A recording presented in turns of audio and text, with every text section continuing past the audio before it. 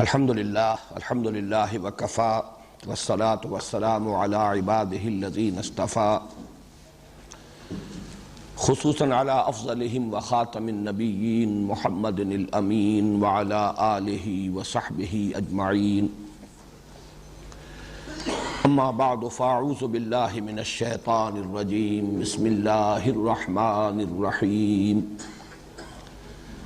یاسین والقرآن الحکیم انک لمن المرسلین علی صراط مستقیم تنزیل العزیز الرحیم لتنذر قوما ما انذر آباؤهم فهم غافلون صدق اللہ العظیم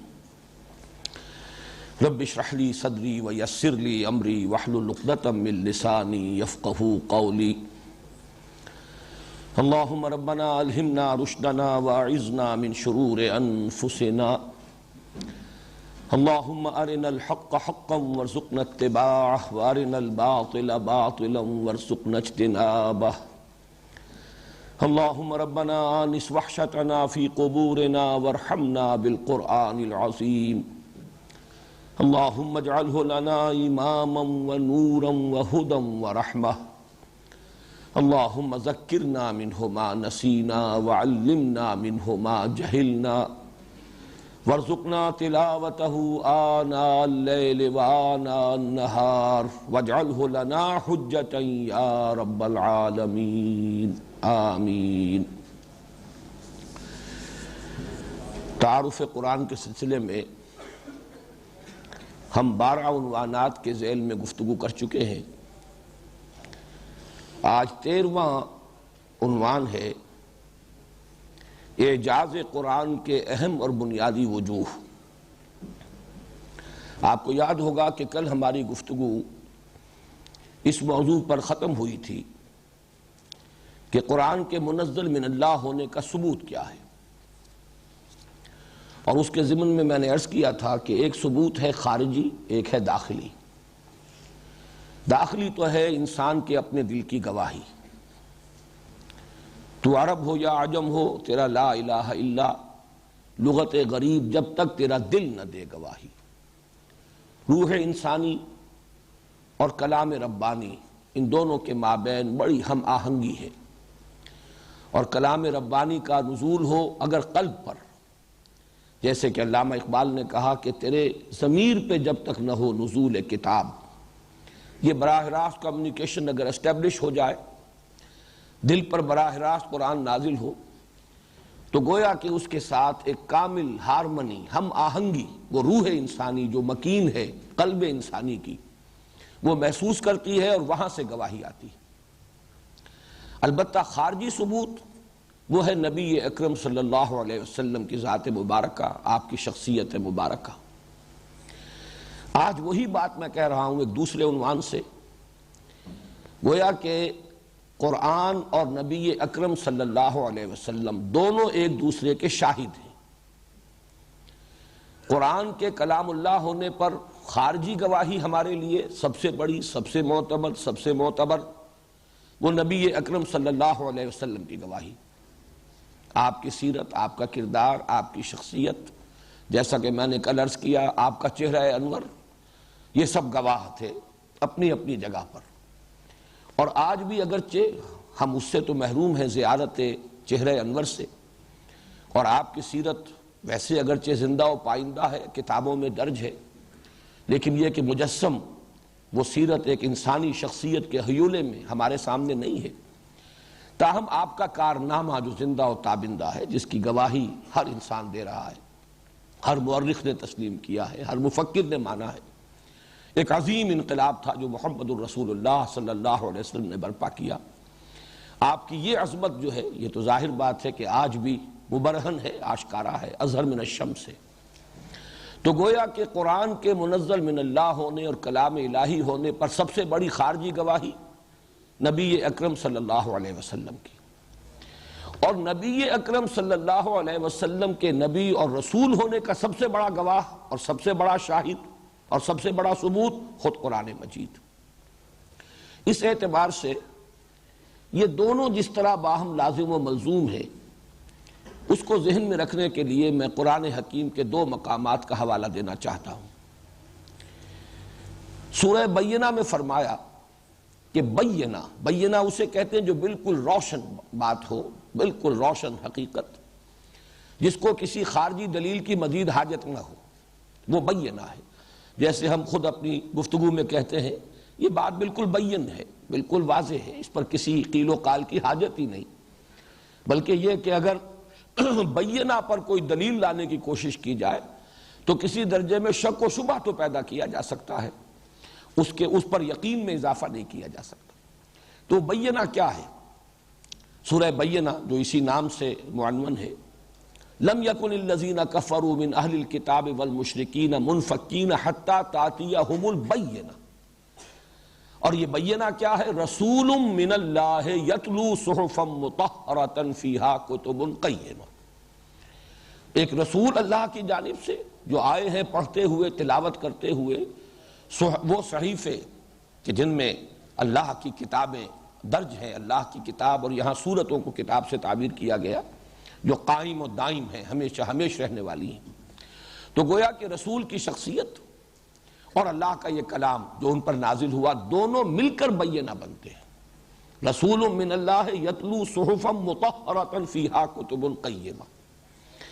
اور جیسے کہ ایک اصول میں نے بارہا عرض کیا ہے کہ قرآن حکیم میں اہم مضامین کم سے کم دو جگہ ضرور آئیں گے، چنانچہ اس کا مثنیٰ، اس کی نظیر موجود ہے سورۃ الطلاق میں۔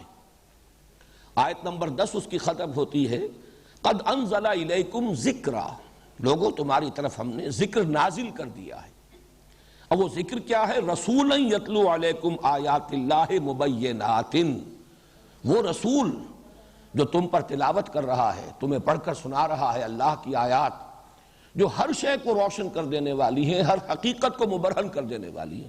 آیات بینات کی بجائے آیات مبینات، یہ مبینات ہیں، ہر شے کو روشن۔ بین وہ ہے جو خود روشن ہو، اور مبین وہ ہے جو دوسروں کو روشن کر دے، حقائق کو اجاگر کر دے۔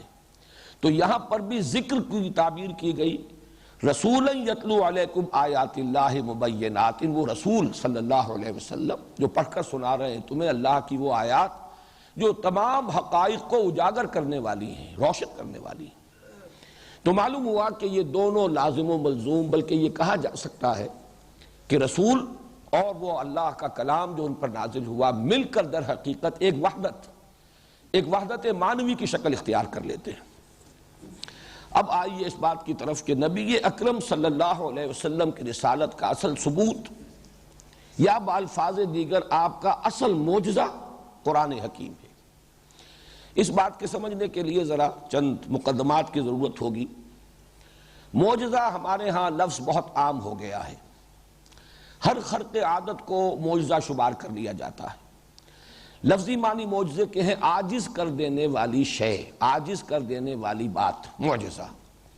یہ لفظ قرآن مجید میں اس مادے سے، عجز، عین، جیم اور زال سے بہت سے الفاظ آئے ہیں، لیکن یہ ہے کہ ان سب کا جو ایک ہمارے ہاں اصطلاح کے طور پر جو اس لفظ کا استعمال ہے، اس معنی میں قرآن حکیم میں یہ لفظ مستعمل نہیں ہے، بلکہ جو بھی رسولوں کو اللہ تعالیٰ نے معجزات دیے انہیں بھی آیات ہی کہا گیا ہے۔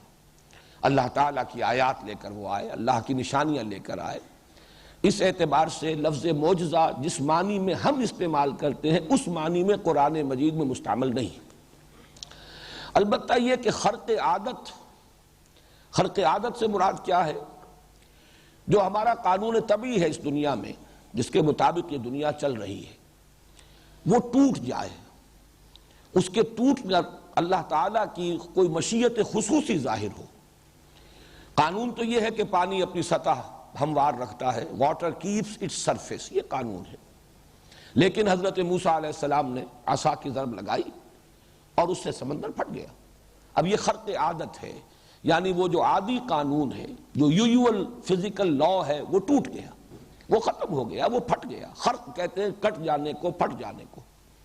جیسے کہ سورہ کہف میں یہ لفظ آیا ہے فخرقھا، حضرت موسیٰ علیہ السلام اور وہ بزرگ جن کے پاس اللہ نے انہیں جانے کی ہدایت کی تھی، جن کو عام طور پر خضر علیہ السلام کے نام سے موسوم کیا جاتا ہے، قرآن میں یہ نام نہیں ہے ان کا جو سفر ہے اس میں پہلا واقعہ یہی ہوا کہ کشتی میں سوار ہوئے، حتی اذا رکبا فی السفینۃ خرقھا، انہوں نے توڑ دیا اس کو، اس کا ایک تختہ اکھاڑ دیا، یہ خرق ہے۔ تو جب بھی قانون طبعی ٹوٹے گا یہ خرق عادت ہے، تو خرق عادت انبیاء کے ساتھ بھی ہوتا ہے، اللہ تعالیٰ ان کے ذریعے سے بہت سے قوانین قدرت کو توڑ کر اپنی خصوصی مشیت، اپنی قدرت خصوصی کا اظہار فرماتا ہے۔ اور یہ بات ہمارے ہاں مسلم ہے کہ اللہ تعالیٰ یہ صرف انبیاء کے ساتھ نہیں ہے معاملہ خاص، بلکہ اللہ تعالیٰ اپنے نیک بندوں میں سے، اولیاء اللہ میں سے جس کے ساتھ چاہے ایسا معاملہ کرے۔ صرف یہ ہے کہ ہم اصطلاحاً انہیں کرامات کہتے ہیں، کرامات اولیاء، لیکن یہ کہ خرق عادت ہو یا کرامات ہو، یہ اپنی جگہ پر ایک مستقل مضمون ہے۔ معجزہ بھی خرق عادت تو ہوتا ہے، لیکن معجزہ کسی رسول کا وہ ہوتا ہے جو دعوے کے ساتھ پیش کیا جائے اور جس میں تحدی بھی موجود ہو، جسے ثبوت کے طور پر رسول خود پیش کرے یہ میری رسالت کا ثبوت ہے، پھر اس میں مقابلے کا چیلنج دیا جائے۔ جیسے کہ حضرت موسیٰ علیہ السلام کو اللہ تعالیٰ نے جو معجزے عطا کیے ان میں وہ آپ کا ید بیضا اور عصا، یہ اصل معجزے ہیں آپ کے۔ ویسے آیات قرآن مجید میں سورہ بنی اسرائیل میں ہے وَلَقَدْ آتَيْنَا مُوسَىٰ 9 آیات بینات، اور یہ تو ابھی اس وقت تک ہے جبکہ ابھی آپ مصر کے اندر تھے، پھر مصر سے جب باہر نکلے ہیں تو اب جو اس عصا کی کرامات ظاہر ہوئی ہیں، سمندر پھٹا اس کی ضرب سے، چٹان شق ہوئی اس کی ضرب سے جس سے کہ 12 چشمے پھوٹ بہے، یہ تمام چیزیں خرق عادت ہیں۔ لیکن اصل معجزے جو تھے جن پر کہ چیلنج تھا، جنہیں کہ حضرت موسیٰ علیہ السلام نے دعوے کے ساتھ پیش کیا، یہ میری رسالت کا ثبوت ہے۔ جیسے ہی فرعون کے دربار میں آپ پہنچے ہیں اور آپ نے اپنی رسالت کی دعوت پیش کی ہے اور اس پر اس نے دلیل مانگی ہے، بلکہ یہ کہ خود حضرت موسیٰ نے فرمایا کہ میں اس کے لیے سند بھی لے کر آیا ہوں، سلطان مبین، ایک سند، ایک ثبوت، کھلا ثبوت، اور اس نے کہا کہ لاؤ پیش کرو۔ تو یہ گویا کہ سند تھی اللہ کی طرف سے ان کی رسالت کی، یہ 2 معجزے کے جو ابتداء دیے گئے، یہ اصل معجزے تھے۔ لہذا اس میں تحدی بھی تھی، مقابلہ بھی ہوا، پہچان بھی لیا جادوگروں نے کہ یہ معجزہ ہے، یہ جادو نہیں ہے۔ بلکہ یہ بات بھی نوٹ کر لیجئے کہ معجزہ جس میدان کا ہوتا ہے اس میدان کے جو ماہر، اس فن کے جو ماہر ہوتے ہیں وہی پہچان سکتے ہیں، ورنہ عام آدمی جو ہے، جب مقابلہ ہوا ہے جادوگروں کے اور حضرت موسیٰ کے مابین، تو عام دیکھنے والوں نے تو یہی سمجھا ہوگا کہ یہ بڑا جادوگر ہے، یہ چھوٹے جادوگر ثابت ہو، اس کا جادو زیادہ طاقتور نکلا، اس کے عصا نے بھی شکل اختیار کی تھی سانپ کی اور اژدہا کی، اور ہمارے جو یہ جادوگر تھے انہوں نے بھی، ان کی رسیوں نے اور ان کی چھڑیوں نے بھی سانپوں کی شکل اختیار کر لی۔ البتہ یہ ضرور ہے کہ اس کا سانپ جو ہے وہ باقی تمام سانپوں کو نگل گیا، تو گویا کہ یہ زیادہ طاقتور، زیادہ ماہر فن ہے۔ یہی وجہ ہے کہ مجمع ایمان نہیں لایا، لیکن جادوگر جانتے تھے کہ ہمارا فن جو ہے اس کی رسائی کہاں تک ہے، کہاں تک پہنچ ہے، اس لیے ان پر یہ حقیقت جو ہے چشم زدن میں یہ منکشف ہو گئی کہ یہ جادو نہیں ہے، کچھ اور ہے۔ یہ بات میں اس لیے عرض کر رہا ہوں کہ قرآن حکیم کے معجزے ہونے کا بھی جو اصل احساس ہوا وہ اہل عرب کو، زبان دانوں کو ہوا، اور ان کے ادیبوں کو ہوا، ان کے خطباء کو ہوا۔ عام آدمی نے اگرچہ یہ محسوس کیا کہ یہ ایک خاص کلام ہے، بہت ہی پرتاثیر کلام ہے، بہت میٹھا کلام ہے، لیکن یہ کہ اس کا معجز ہونا، عاجز کر دینے کا معاملہ، وہ تو اسی طرح ثابت ہوا کہ قرآن حکیم میں بار بار تحدی کی گئی، چیلنج دیا گیا کہ اس جیسا کلام پیش کرو۔ تو اس اعتبار سے جان لیجئے کہ حضور کا اصل معجزہ صرف قرآن ہے۔ معجزات بے شمار، خرق عادت تو بے شمار ہیں۔ اب شق قمر ہے، قرآن حکیم سے ثابت ہے، لیکن یہ آپ نے دعوے کے ساتھ نہیں کیا، نہ ہی یہ ہے کہ اس پر کوئی آپ نے کسی کو چیلنج کیا، بلکہ جو مطالبے آپ سے کیے گئے کہ یہ کر کے دکھائیے، ان میں سے کوئی بات جو ہے اللہ تعالیٰ کے ہاں منظور نہیں ہوئی۔ اللہ چاہتا تو ان کا مطالبہ پورا کرا دیتا، لیکن وہ جو مطالبے تھے ان مطالبوں کو تسلیم نہیں کیا گیا۔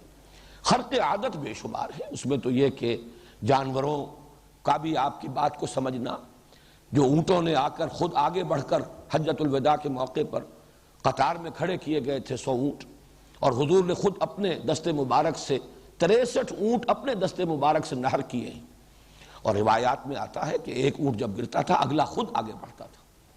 اسی طریقے سے وہ ستون حنانہ حضور صلی اللہ علیہ وسلم کھجور کے جس تنے کا سہارا لے کر خطبہ ارشاد فرمایا کرتے تھے، جب ممبر بنا دیا گیا اور آپ جب ممبر پر پہلی مرتبہ کھڑے ہو کر خطبہ دینے لگے تو اس سوکھی لکڑی میں سے ایسی آواز آئی جیسے کوئی بچہ بلک بلک کر رو رہا ہو۔ حنانہ اسی بھی کہتے ہیں، حنین کہتے اسے۔ تو ستون حنانہ، جس پر کہ بعض ہمارے ظاہر بات ہے کہ جو ریشنلسٹ ہوں گے اور جو سائنٹیفک ریشنلزم آج کا ہے، وہ بھی لوگ جو ہے جو اس کے قائل ہیں وہ اس کو تسلیم نہیں کریں گے۔ قدیم زمانے میں بھی لوگ، پچھلے زمانے میں بھی انکار کرتے رہے۔ تو مولانا روم نے خوب فرمایا ہے کہ فلسفی کو منکر حنانہ است، از حواس انبیاء بیگانہ است۔ انبیاء کے معاملات سے یہ لوگ واقف نہیں ہیں، نبیوں کے معاملات اور ہیں۔ اسی طریقے سے تھوڑا کھانا بہت سے لوگوں کے لیے کفایت کر گیا، اس کے بارہا واقعات ہوئے۔ تو خرق عادت تو بہت سے ہیں حضور صلی اللہ علیہ وسلم کی حیات طیبہ کے دوران، ان کی کوئی فہرست اس وقت دینا پیش نظر نہیں ہے۔ لیکن یہ کہ معجزہ جیسا کہ میں نے عرض کیا وہ ہوتا ہے دعوے کے ساتھ کہ یہ میری رسالت کا ثبوت ہے۔ اس کی دوسری مثال قرآن مجید میں ہے۔ حضرت عیسیٰ علیہ السلام بار بار فرماتے میں یہ کر کے دکھا رہا ہوں تمہیں، احیی الموتیٰ، دیکھو میں مردوں کو زندہ کر کے دکھا رہا ہوں۔ اور وہ جو بھی مختلف قسم کے معجزات دیے تھے، پرندہ بناتا ہوں، اخلق لکم کہتی طیر، میں گارے سے پرندے کی صورت بناتا ہوں، فانفخ فیہ، اور اس میں پھونک مارتا ہوں اور وہ اللہ کے حکم سے ایک اڑتا ہوا پرندہ بن جاتا ہے۔ تو دعویٰ ہو اور دعوے کے ساتھ چیلنج بھی موجود ہو، وہ ہے در حقیقت کہ جس کو اصل معجزہ قرار دیا جاتا ہے اس رسول کا۔ اور جیسا کہ میں نے عرض کیا، خرق عادت جہاں تک ہے وہ غیر نبی کے لیے بھی ہو سکتی ہے۔ اللہ تعالیٰ اپنے نیک بندوں کے لیے بھی اس طرح کے حالات پیدا کر سکتا ہے۔ ان کا جو اللہ کے ہاں مقام و مرتبہ ہو، اس کے ظہور کے لیے، اس کے اظہار کے لیے، ان کے ذریعے سے کرامات کا ظہور ہو سکتا ہے۔ یہ چیزیں جو ہیں یہ بعید نہیں ہیں۔ لیکن یہ کہ انبیاء کے کرامات، یا ان کو ہم معجزات کہہ دیتے ہیں عرف عام میں، اور غیر انبیاء کے لیے، اولیاء کے لیے ان کو کرامات کہتے ہیں۔ لیکن یہ خرق عادت ہوں گے۔ معجزہ وہ ہے جو دعوے کے ساتھ پیش کرے رسول اور جس پر چیلنج کرے۔ اب اس کے ضمن میں نوٹ کیجئے کہ یہ بات کہ قرآن مجید ہی حضور کا اصل معجزہ ہے، یہ دو اعتبارات سے قرآن میں بیان کی گئی۔ ایک مثبت انداز ہے، اس مثبت انداز کے لیے میں نے آج سورہ یاسین کی ابتدائی آیات تلاوت کی ہے۔ یاسین والقرآن الحکیم انک لمن المرسلین علی صراط مستقیم تنزیل العزیز الرحیم لتنذر قوما ما انذر آباؤہم فہم غافلون۔ یاسین والقرآن الحکیم، قسم ہے قرآن حکیم کی، اور قسم کا اصل فائدہ ہوتا ہے شہادت، گواہ ہے یہ قرآن حکیم۔ کس بات پر قسم کھائی جا رہی ہے؟ گواہی کس بات پر؟ انک لمن المرسلین، یقیناً اے محمد صلی اللہ علیہ وسلم آپ اللہ کے رسول ہیں۔ خطاب حضور سے ہے بظاہر، حالانکہ حضور کو یہ بتانا جو ہے مقصود نہیں ہے، سنایا جا رہا ہے مخاطبین کو، اہل عرب کو، اہل مکہ کو، کہ یہ قرآن شاہد ہے، یہ قرآن ثبوت ہے، یہ دلیل قطعی ہے کہ محمد اللہ کے رسول ہے۔ یہ قرآن پکار پکار کر اپنے وجود سے ثبوت پیش کر رہا ہے محمد الرسول اللہ کی رسالت کا۔ اس کے علاوہ 4 مقامات اور ہیں قرآن حکیم کے جن میں صورت یہ ہے کہ یہی آیت جو ہے انک لمن المرسلین، یہ مقدر ہے، اگرچہ بیان نہیں ہوئی، سامنے نہیں آتی۔ سورہ یاسین سے ذرا ہی آگے آپ چلتے ہیں تو سورہ صاد آتی ہے۔ صاد والقرآن ذی الذکر، والقرآن ذی الذکر بل الذین کفروا فی عزت وشقاق۔ صاد، قسم ہے اس قرآن کی جو ذکر والا ہے، نصیحت والا ہے، یاد دہانی والا ہے، لیکن وہ لوگ کہ جو گھمنڈ میں پڑے ہوئے ہیں، وہ ضد کے اندر تعصب میں مبتلا ہو گئے۔ اب ظاہر بات ہے یہ بل سے جو آیت نمبر 3 شروع ہوئی ہے، یا آیت نمبر 2 اس لیے کہ یہاں صاد ایک حرف ہے اور وہ آیت نہیں بنی۔ یاسین یہ آیت ہے، صاد یا قاف یہ آیتیں نہیں ہیں۔ صاد والقرآن ذی الذکر یہ ایک آیت، بل الذین کفروا فی عزت وشقاق۔ اسی طرح قاف والقرآن المجید بل عجبوا ان جاءہم منذر منہم فقال الکافرون ھذا شیء عجیب۔ یہ بل سے آیت جو شروع ہو رہی ہے دوسری، یہ ثابت کر رہی ہے کہ مقسم بہی، جس چیز پر قسم کھائی گئی یہاں محذوف ہے، اور وہ محذوف کیا ہے؟ وہی آیت انک لمن المرسلین. گویا کہ یوں اسے پڑھا جائے گا مانن صاد والقرآن ذی الذکر انک لمن المرسلین، قاف والقرآن المجید انک لمن المرسلین، بل عجبوا ان جاءہم منذر منہم فقال الکافرون ھذا شیء عجیب بل الذین کفروا فی عزۃ وشقاق. اسی طرح دو صورتیں جو ہیں سورہ زخرف اور سورہ دخان وہ بھی شروع ہوتی ہیں حامیم، اور یہ یہاں پر چونکہ دو حروف بن گئے یہ بھی آیت ہے. والکتاب المبین یہاں بھی گویا کہ محذوف مانی ہے انک لمن المرسلین انا جعلناہ قرآنا عربیا الی آخر الآیہ.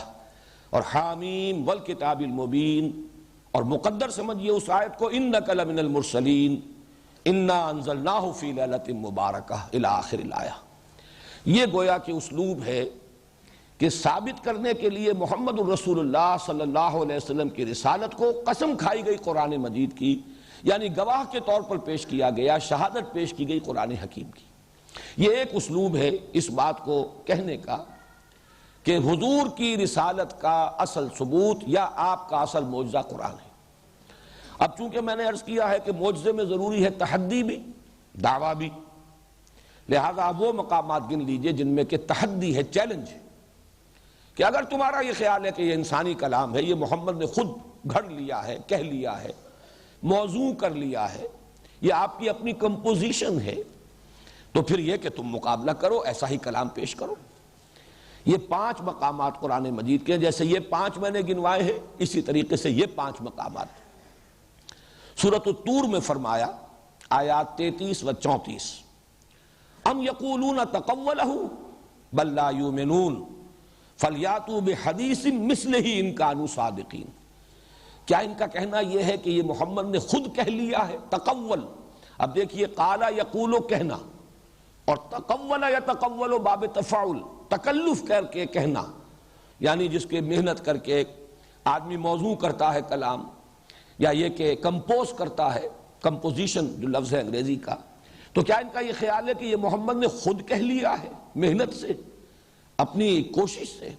بل لا یؤمنون، حقیقت یہ نہیں ہے، بس یہ ماننے کو تیار نہیں. فلیاتوا بحدیث مثلہ ان کانوا صادقین، اگر یہ سچے ہیں تو ایسی ہی حدیث پیش کریں، ایسا ہی کلام، ایسی ہی بات یہ سامنے لے آئیں.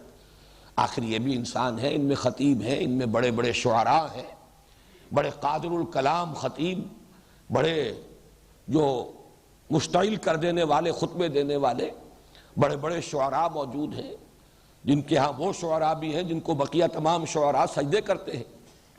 تو یہ سب کے سب کلام پیش کریں. یہی بات بحیثیت مجموعی قرآن کی نظیر پیش کرنے پر انسانوں اور جنوں کا عاجز ہونا، یہ سورہ بنی اسرائیل میں آیا. قُلْ لَئِنِ اجْتَمَعَتِ الْإِنسُ وَالْجِنُّ عَلَىٰ أَن يَأْتُوا بِمِثْلِ هَٰذَا الْقُرْآنِ لَا يَأْتُونَ بِمِثْلِهِ وَلَوْ كَانَ بَعْضُهُمْ لِبَعْضٍ ظَهِيرًا. یہ دعویٰ ہے، تحدی ہے، چیلنج ہے. اے نبی ان سے کہہ دیجئے کہ اگر تمام انسان اور تمام جن جمع ہو جائیں اور زور لگائیں، اپنی پوری قوت اور صلاحیت اور اپنی تمام ذہانت و فطانت اور قادر الکلامی سب کا ذخیرہ جمع کر کے کوشش کریں کہ اس قرآن جیسی کتاب پیش کر دیں، تو ہرگز نہیں کر سکیں گے، چاہے وہ ایک دوسرے کا کتنا ہی ہاتھ بٹائیں اور کتنی ہی مدد کر لیں. تو یہ تو گویا کہ بحیثیت مجموعی قرآن کی نظیر پیش کرنے سے انسانوں کے عاجز ہونے کا یہ دعویٰ ہے جو قرآن مجید نے 2 مقامات پر کیا. اس سے ذرا نیچے اتر کر جسے برسبیل تنزل کہا جاتا ہے، پورے قرآن کی نظیر نہیں لا سکتے، تو چلو قُلْ فَاتُوا بِعَشْرِ سُوَرٍ مِثْلِهِ مُفْتَرَيَاتٍ. کیا ان کا خیال ہے یہ گھڑا ہوا قرآن ہے؟ یہ سورہ ہود کی آیت نمبر 13 ہے. تو اے نبی ان سے کہیے تم بھی 10 صورتیں بنا کر لے آؤ، ایسی ہی گھڑی ہوئی، کمپوز کی ہوئی، تم بھی کوشش کرو 10 صورتیں پیش کر دو. اس کے بعد 10 سے بھی نیچے اتر کر ایک صورت کا چیلنج بھی دیا گیا، اور یہ سورہ یونس میں ہے آیت نمبر 38 قُلْ فَاتُوا بِسُورَةٍ مِثْلِهِ، ایک صورت ہی لے آؤ اس جیسے. اور یہ چاروں مقامات تو مکی صورتوں میں ہیں. مدنی صورت سورہ بقرہ ہے، سب سے پہلی مدنی صورت، اس میں پھر بڑے اہتمام کے ساتھ یہ بات لے آئی گئی وَإِن كُنتُمْ فِي رَيْبٍ مِّمَّا نَزَّلْنَا عَلَىٰ عَبْدِنَا فَأْتُوا بِسُورَةٍ مِّن مِّثْلِهِ وَادْعُوا شُهَدَاءَكُم مِّن دُونِ اللَّهِ إِن كُنتُمْ صَادِقِينَ وَإِن لَّمْ تَفْعَلُوا وَلَن تَفْعَلُوا فاتقوا النار التي وقودها الناس والحجارة اعدت للكافرین۔ اگر تم لوگوں کو کوئی شک ہے کہ یہ اللہ کا کلام نہیں ہے، اس کے بارے میں تمہیں کوئی شکوک و شبہات ہیں، جو ہم نے نازل کیا ہے کلام اپنے نبی پر صلی اللہ علیہ وسلم، تو اس جیسی ایک صورت تم بھی کمپوز کر کے موضوع کر کے لے آؤ اور بلا لو اپنے تمام جو بھی تمہارے مددگار ہو سکتے ہوں، ان سب کو جمع کرو۔ اللہ کے سوا جو بھی تمہارے مددگار ہو سکتے، تمہیں مدد پہنچا سکے، ان سب کو پکار لو۔ وَدُوا شُهَدَاءَكُم مِّن دُونِ اللَّهِ إِن كُنتُمْ صَادِقِينَ، اگر تم سچے ہو۔ اس میں اصل میں وہی سرچنگ انداز ہے جیسے میں نے کل مثالیں دی تھی۔ حقیقت میں تم سچے نہیں ہو، تمہیں شک نہیں ہے، تمہارا دل گواہی دے رہا ہے کہ یہ انسانی کلام نہیں ہے، لیکن چونکہ تم زبان سے تکذیب کر رہے ہو، جھٹلا رہے ہو، تو اگر واقعتاً تمہیں شک ہے تو شک کو رفع کرنے کے لیے یہ چیلنج ہمارا موجود ہے۔ ان کنتم فی ریب مما نزلنا علی عبدنا فاتوا بسورۃ من مثلہ وادعوا شہداءکم من دون اللہ ان کنتم صادقین۔ اور پھر دیکھیے یہ ہے اصل میں آخری جو دعویٰ اور آخری چیلنج ہو سکتا ہے۔ اگر تم نہ کر سکو وَإِن لَمْ تَفْعَلُوا وَلَن تَفْعَلُوا، اور ہرگز نہیں کر سکو گے، تو ڈرو اس آگ سے جس کا ایندھن بنیں گے انسان اور پتھر۔ یہ قرآن مجید کے معجزہ ہونے پر یہ دو اسلوب قرآن کے جو ہے میں نے آپ کے سامنے رکھ دیے۔ ایک مثبت انداز ہے، قرآن گواہ ہے اس پر کہ اے محمد آپ اللہ کے رسول ہیں، اور دوسرا وہ انداز ہے چیلنج کا، اگر شک ہے تو اس جیسا کلام تم بنا کر لے آؤ۔ اب اس ضمن میں تیسری ذیلی جو بحث ہے وہ یہ ہے، قرآن مجید کس کس اعتبار سے معجزہ ہے۔ یہ مضمون اتنا وسیع الذیل ہے اور اتنا متنوع الاطراف ہے کہ اس پر پوری کتابیں لکھی گئی۔ وجوہ اعجاز القرآن، قرآن کس کس پہلو سے معجزہ ہے۔ ظاہر بات ہے کہ اس وقت ان کا احصاء یا استقصاء مقصود نہیں ہے، ناممکن ہے، صرف موٹی موٹی باتیں آپ حضرات کے سامنے رکھ رہا ہوں ان عنوانات کے ذیل میں۔ اس میں اصل جو ہے شے وہ تو وہی تاثیر قلبی، دل پر جا کر لگنے والی بات، از دل خیزت بر دل ریزت، دل کی گواہی۔ اصل تو ہے اس کا اعجاز یہی کہ دل پر جا کر لگتی ہے، اگر انسان کے اندر تعصب نہ ہو، ضد نہ ہو، ہٹ دھرمی نہ ہو، اور جیسا کہ میں اس سے پہلے بار بار عرض کر چکا ہوں، اگر اس زبان سے کم اتنی واقفیت ہو جائے کہ براہ راست قرآن آپ کے دل پر اتر سکے۔ یہ تو ہے اس کا اصل پہلو اعجاز کا۔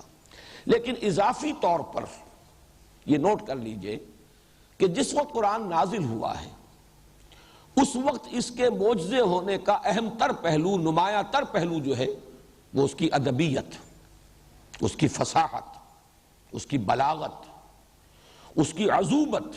عذوبت یعنی مٹھاس، اس کلام میں جو مٹھاس ہے، اس میں جیسا کہ میں نے عرض کیا صوتی آہنگ ہے، وہ صوتی آہنگ ڈیوائن میوزک ہے، اس میں مٹھاس، فصاحت، بلاغت، الفاظ کا انتخاب، بندشیں کس قدر چست بندشیں ہیں، کیسی ترکیبیں ہیں، یہ تمام چیزیں صوتی آہنگ ہے۔ یہ ہے در حقیقت نزول کے وقت قرآن کے معجزہ ہونے کا سب سے نمایاں پہلو۔ اور یہاں وہ بات اب نوٹ کر لیجیے جو میں نے عرض کی تھی کہ ہر رسول کو معجزہ دیا گیا اسی طرز کا جس طرز کی چیزوں کا ان کے زمانے میں سب سے زیادہ شغف تھا لوگوں کو، یا رواج تھا، چرچا تھا۔ حضرت موسیٰ علیہ السلام کے زمانے میں جادو، لہذا وہ میدان کے اندر مقابلے کے لیے وہ چیزیں دی گئیں کہ جنہوں نے جادوگروں کو شکستیں دی۔ اسی طریقے سے جس قوم میں حضور صلی اللہ علیہ وسلم نے اپنی دعوت کا آغاز کیا ہے، اس قوم کا اصل ذوق تھا قدرت کلام۔ وہ اپنے آپ کو کہتے تھے اصل میں تو بولنے والے ہم ہی ہیں، باقی دنیا تو گونگی ہے۔ ان کی زبان دانی کا یہ عالم ہے کہ جو چیزیں یا جو حیوانات انہیں پسند ہوتے تھے ان کے نام رکھنے شروع کرتے تھے۔ 5,000 نام ہیں، شیر کے لیے 5,000 الفاظ ہیں، تلوار کے لیے 5,000 الفاظ ہیں۔ یہ ان کے قادر الکلامی، ان کی زبان پر قدرت، ہر شے کی ہر ادا کے اعتبار سے اس کو جدا ایک نام دے دینا۔ اب گھوڑا ہے، گھوڑا ان کی بڑی محبوب شے ہے، اس کے لیے نہ معلوم کتنے نام۔ تو وہ وسعت جو تھی اس زبان کی، پھر یہ کہ ان کا ذوق اور شوق تھا۔ آپ اندازہ کیجئے اس زمانے میں ان کے سالانہ مقابلے ہوتے تھے کہ اس سال کا سب سے بڑا سیلیبریٹڈ پوئٹ کون ہے، تمام شعراء جو ہے قصیدے لکھ کر لاتے تھے، پڑھے جاتے تھے، مقابلہ ہوتا تھا، پھر فیصلہ ہوتا تھا کہ اس کا قصیدہ جو ہے یہ سب پر بازی لے گیا. پھر بقیہ تمام شعراء اس کو سجدہ کرتے تھے باقاعدہ اس کے عظمت کے اظہار کے لیے، وہ اعتراف کے طور پر، اور پھر وہ قصیدہ لٹکا دیا جاتا تھا خانہ کعبہ کی دیوار پر کہ یہ ہے اس سال کا قصیدہ. حاصل جو ہے اس سال کا جو بھی شعراء کا کلام ہے اس میں سب سے چوٹی کی چیز یہ ہے. چنانچہ جو آخری ہے سبع معلقہ کے شاعر حضرت لبید رضی اللہ تعالیٰ عنہ وہ ایمان لے آئے. اب اندازہ کیجئے، ملک الشعراء، مسجود الشعراء، شاعروں نے جنہیں سجدہ کیا، ایمان لانے کے بعد انہوں نے شعر کہنے چھوڑ دیے. حضرت عمر رضی اللہ تعالیٰ عنہ نے ایک مرتبہ کہا کہ لبید اب آپ شعر نہیں کہتے، تو بڑا پیارا جملہ کہا ہے، اب بعد القرآن، کیا قرآن کے بعد بھی، اس کے نزول کے بعد اب کسی کے لیے کچھ کہنے کا موقع باقی ہے؟ کوئی اپنی فصاحت و بلاغت کے اظہار کی کوشش کر سکتا ہے؟ اب بعد القرآن، قرآن کی آمد کے بعد گویا کہ زبانیں گنگ ہو گئی، تالے پڑ گئے. وہ ملک الشعراء جو ہے اس نے شعر کہنے چھوڑ دیے. تو یہ ہے اصل. اور آج بھی جو جن کی مادری زبان عربی ہے، میں سمجھتا ہوں کہ وہ قرآن کے اس اعجاز کو محسوس کر سکتے ہیں. غیر عرب لوگوں کے لیے اس کو محسوس کرنا ممکن نہیں. بڑی محنت کریں، یا مولانا علی میاں مدظلہ ہوئی کی طرح کی کوئی مہارت عربی ادب کے اندر کوئی انسان حاصل کر لے تو پھر تو وہ واقعتاً اس کو محسوس کر سکے گا، اپریشیٹ کر سکے گا قرآن مجید کا کیا مقام ہے، کیا مرتبہ ہے فصاحت و بلاغت میں. لیکن ہم ایسے لوگوں کے لیے ممکن نہیں. اس کا صوتی آہنگ ہم محسوس کر سکتے ہیں. یہ قرأت قرآن جو ہے اس کے اندر واقعہ ہے کہ اس میں کوئی شک نہیں، اس کی اپنی ایک تاثیر ہے، اس سے اپنی خود ایک کیفیات ہے قلب کے اندر. کوئی تار ہیں ہماری فطرت کے کہ جنہیں یہ جو صوتی آہنگ ہے اور یہ جو ملکوتی غنا ہے قرآن کا وہ انہیں چھیڑتا ہے. لیکن فصاحت اور بلاغت میں کیا مقام ہے یہ تو ظاہر بات ہے کہ انہی کے لیے ہے جو جن کی مادری زبان جو ہے وہ عربی ہے. البتہ غیر عرب لوگوں کے لیے، ہمارے لیے، یا یوں کہیے کہ دائمی اعتبار سے، ابدی اعتبار سے، بالخصوص عہد حاضر میں قرآن کے اعجاز کا سب سے نمایاں پہلو کون سا ہوگا؟ پہلے میں عرض کر چکا ہوں اس کی تاثیر، وہ پہلے بھی معجزانہ تاثیر تھی، آج بھی معجزانہ تاثیر ہے، اس میں کوئی فرق نہیں ہوگا. براہ راست ہم کلامی حاصل ہو جائے تو وہ دل گواہی دے گا. وہ ہم آہنگی اور ہارمنی جو ہے، سمپیتھیٹک وائبریشن جو ہے، ہمارے قلب کے تار اس کے ساتھ جھنجھنائیں گے سمپیتھیٹک وائبریشن میں. لیکن اس پر مستزاد اس وقت جب کہ قرآن نازل ہوا اس کی فصاحت اور بلاغت، اس کی عذوبت، اس کی ادبیت. اور آج کے اعتبار سے دو چیزیں نوٹ کر لینے کی ہیں. ان میں سے ایک چیز تو وہ ہے کہ جس کا خود قرآن مجید نے بڑے صریح الفاظ میں ذکر کیا ہے. یہ سورہ حامیم سجدہ کی آیت نمبر 53 ہے.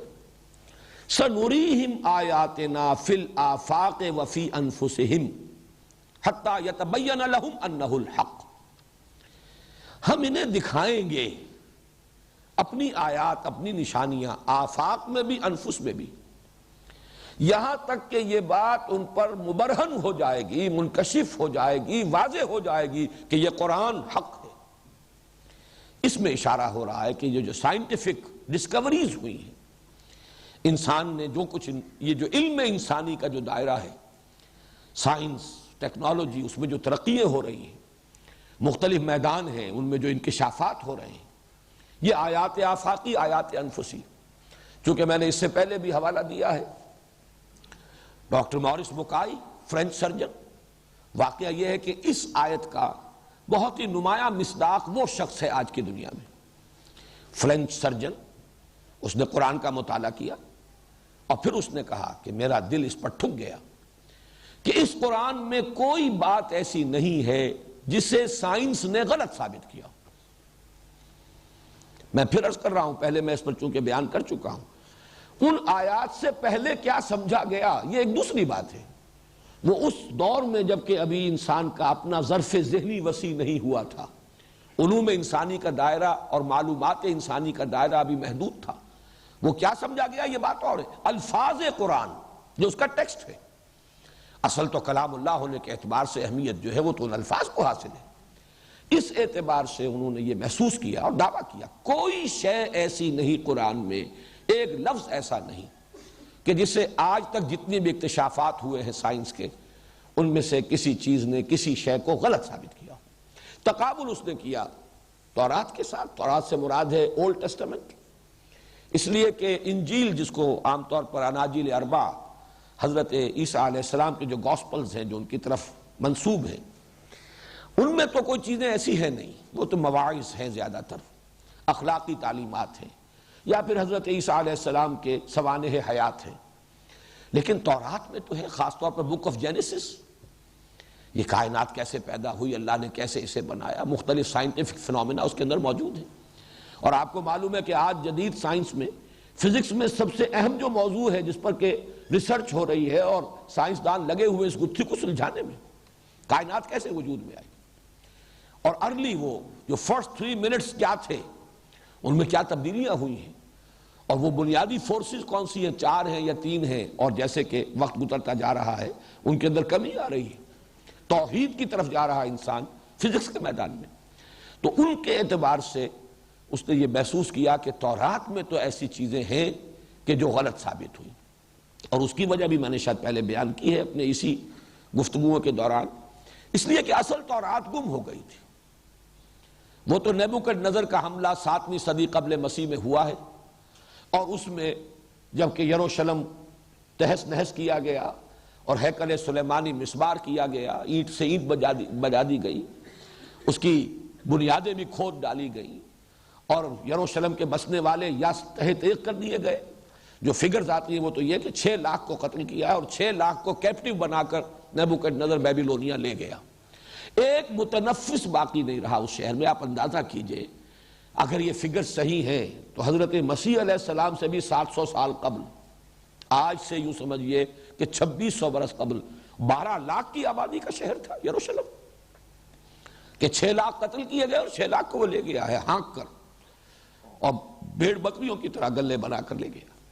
اس کے بعد سے وہ اصل تورات دنیا میں نہیں، نہ تو وہ اب جو وہ پتھر کی تختیاں ہیں ان کا کوئی وجود ہے، نہ وہ اصل بکس جو تھیں جن کو میں نے عرض کیا تھا ایک مرتبہ کہ جو تختیاں دی گئی تھی ان پر تو 10 کمانڈمنٹس لکھے ہوئے تھے۔